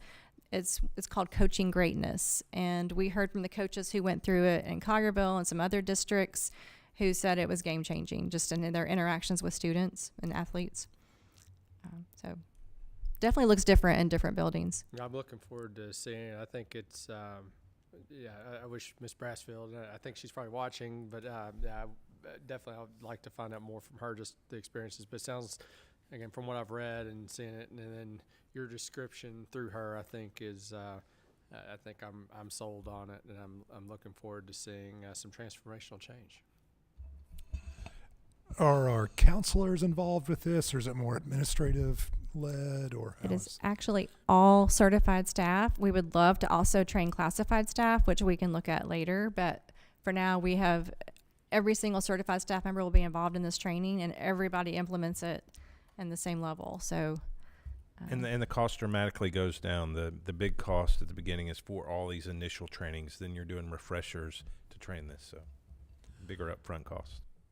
And is this sort of a replacement for Character Strong, for example, or is it something different in addition? Or so it could replace Character Strong, but since we have put so much time into developing Character Strong, and we added Tier 2 and Tier 3 this year for a small group and individual counseling, we would have to do a phase-out approach with that if we decided to. But we wanted our counselors to be able to see it this coming year, see if they think it could be a good tool. It could absolutely be used instead of Character Strong, but that would take some time to transition into that. Got it. There are resources on their website and training for that. That was my question. Is it a replacement of another program like Character Strong, or would it be more of an enhancement? When I hear focus at the high school for super, impact, and I hear, just that connectivity, to me, that's just extra. That's just additional benefit. I would also be very interested to learn more about the coaching specific, version. And I'm glad to hear feedback from people that have utilized it already. They're the greatest, I guess, ambassador of a product is if they recommend it just genuinely based on their experience with it. That's helpful for me. Any other questions at this point? I mean, I think that Ms. Brassfield obviously has piloted this for her to have direct examples of shifts and changes that have occurred. I'm mindful that people in the community may hear this and say, oh, that's a lot of money, but I also appreciate the superintendent pointing out that this is already budgeted. This is something that if it were $5, y'all could just do it and we'd be on our way. But I think it's important to discuss it regardless of whether or not we have to approve it due to the threshold of the investment and the expense. I think it's important because like you said, going into the strategic plan, this is the very thing that I continually hear about in the community that we need more of. And so this is, in my mind, a response to the ask for additional training for staff and things that are going to help students deal with things like we talked about buildings. I mean, just experiencing, school every day is different in 2025. And it sounds like this is a program that really will not only benefit our students, but also our staff that's with them every day.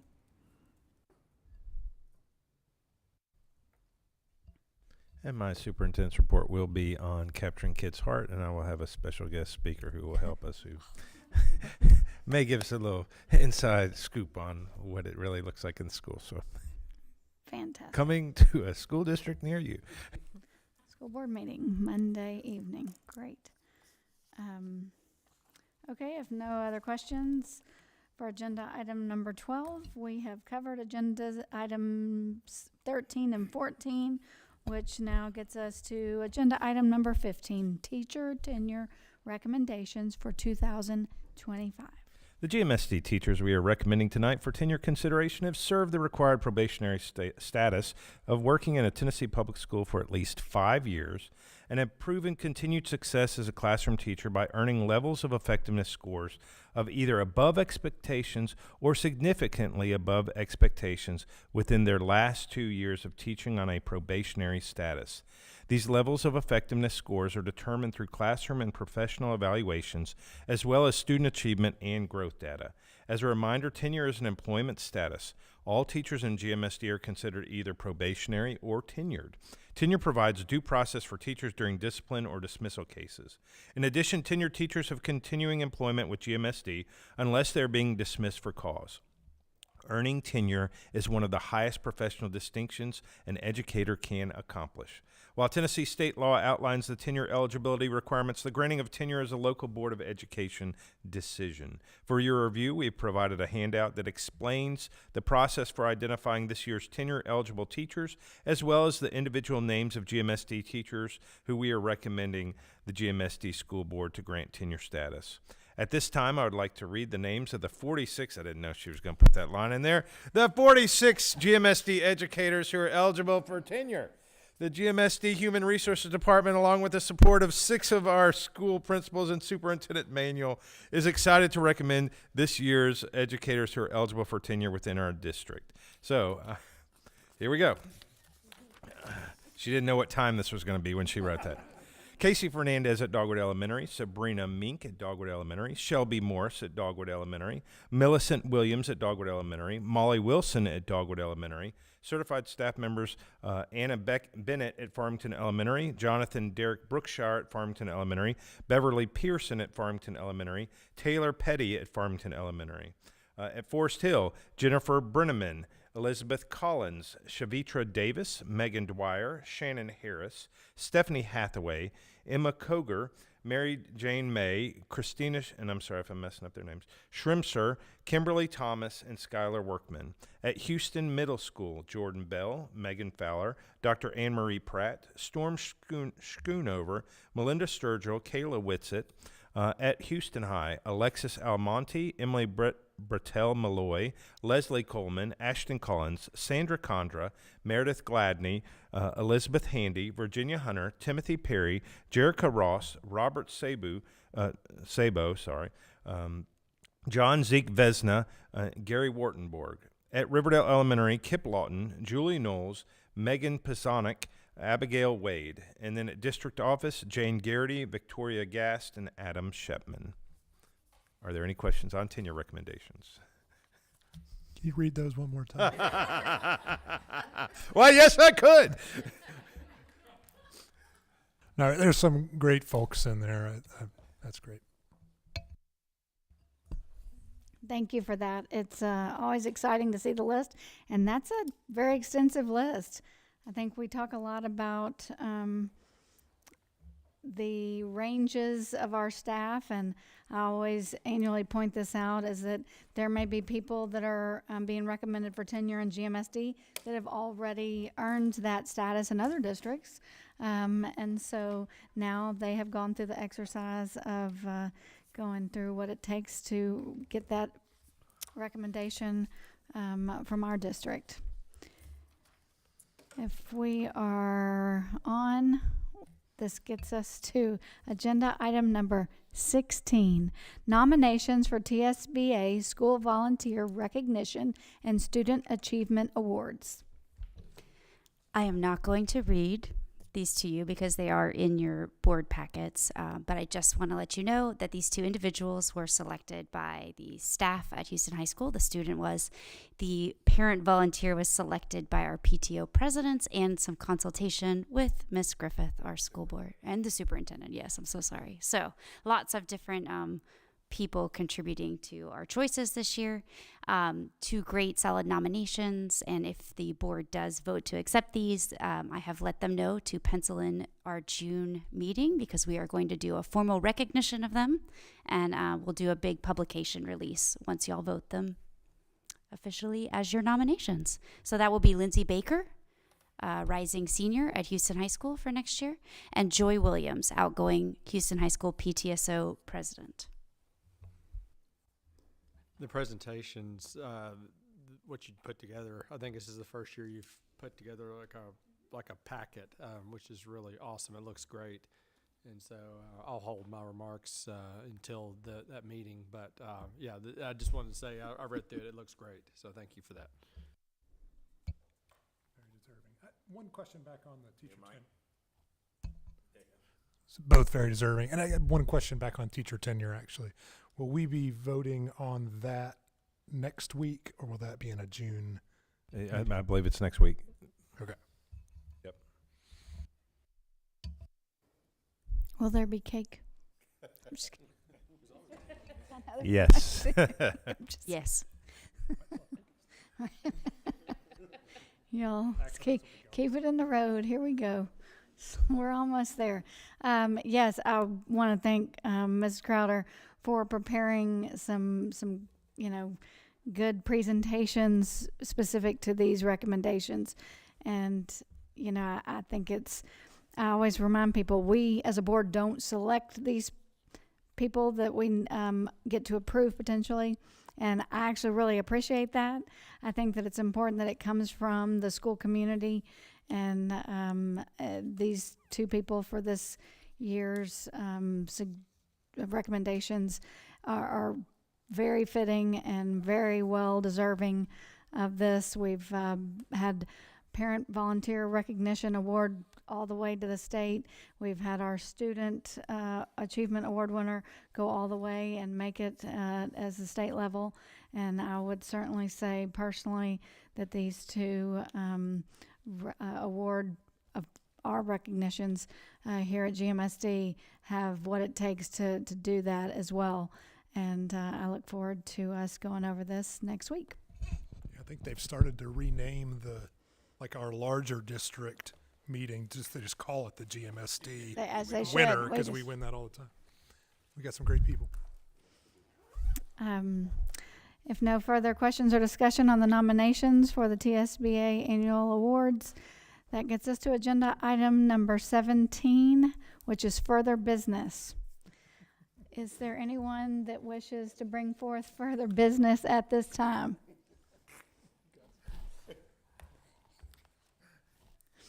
Hearing none, the work session for May 13th, 2025 GMSD Board of Education is adjourned at 9:18 p.m.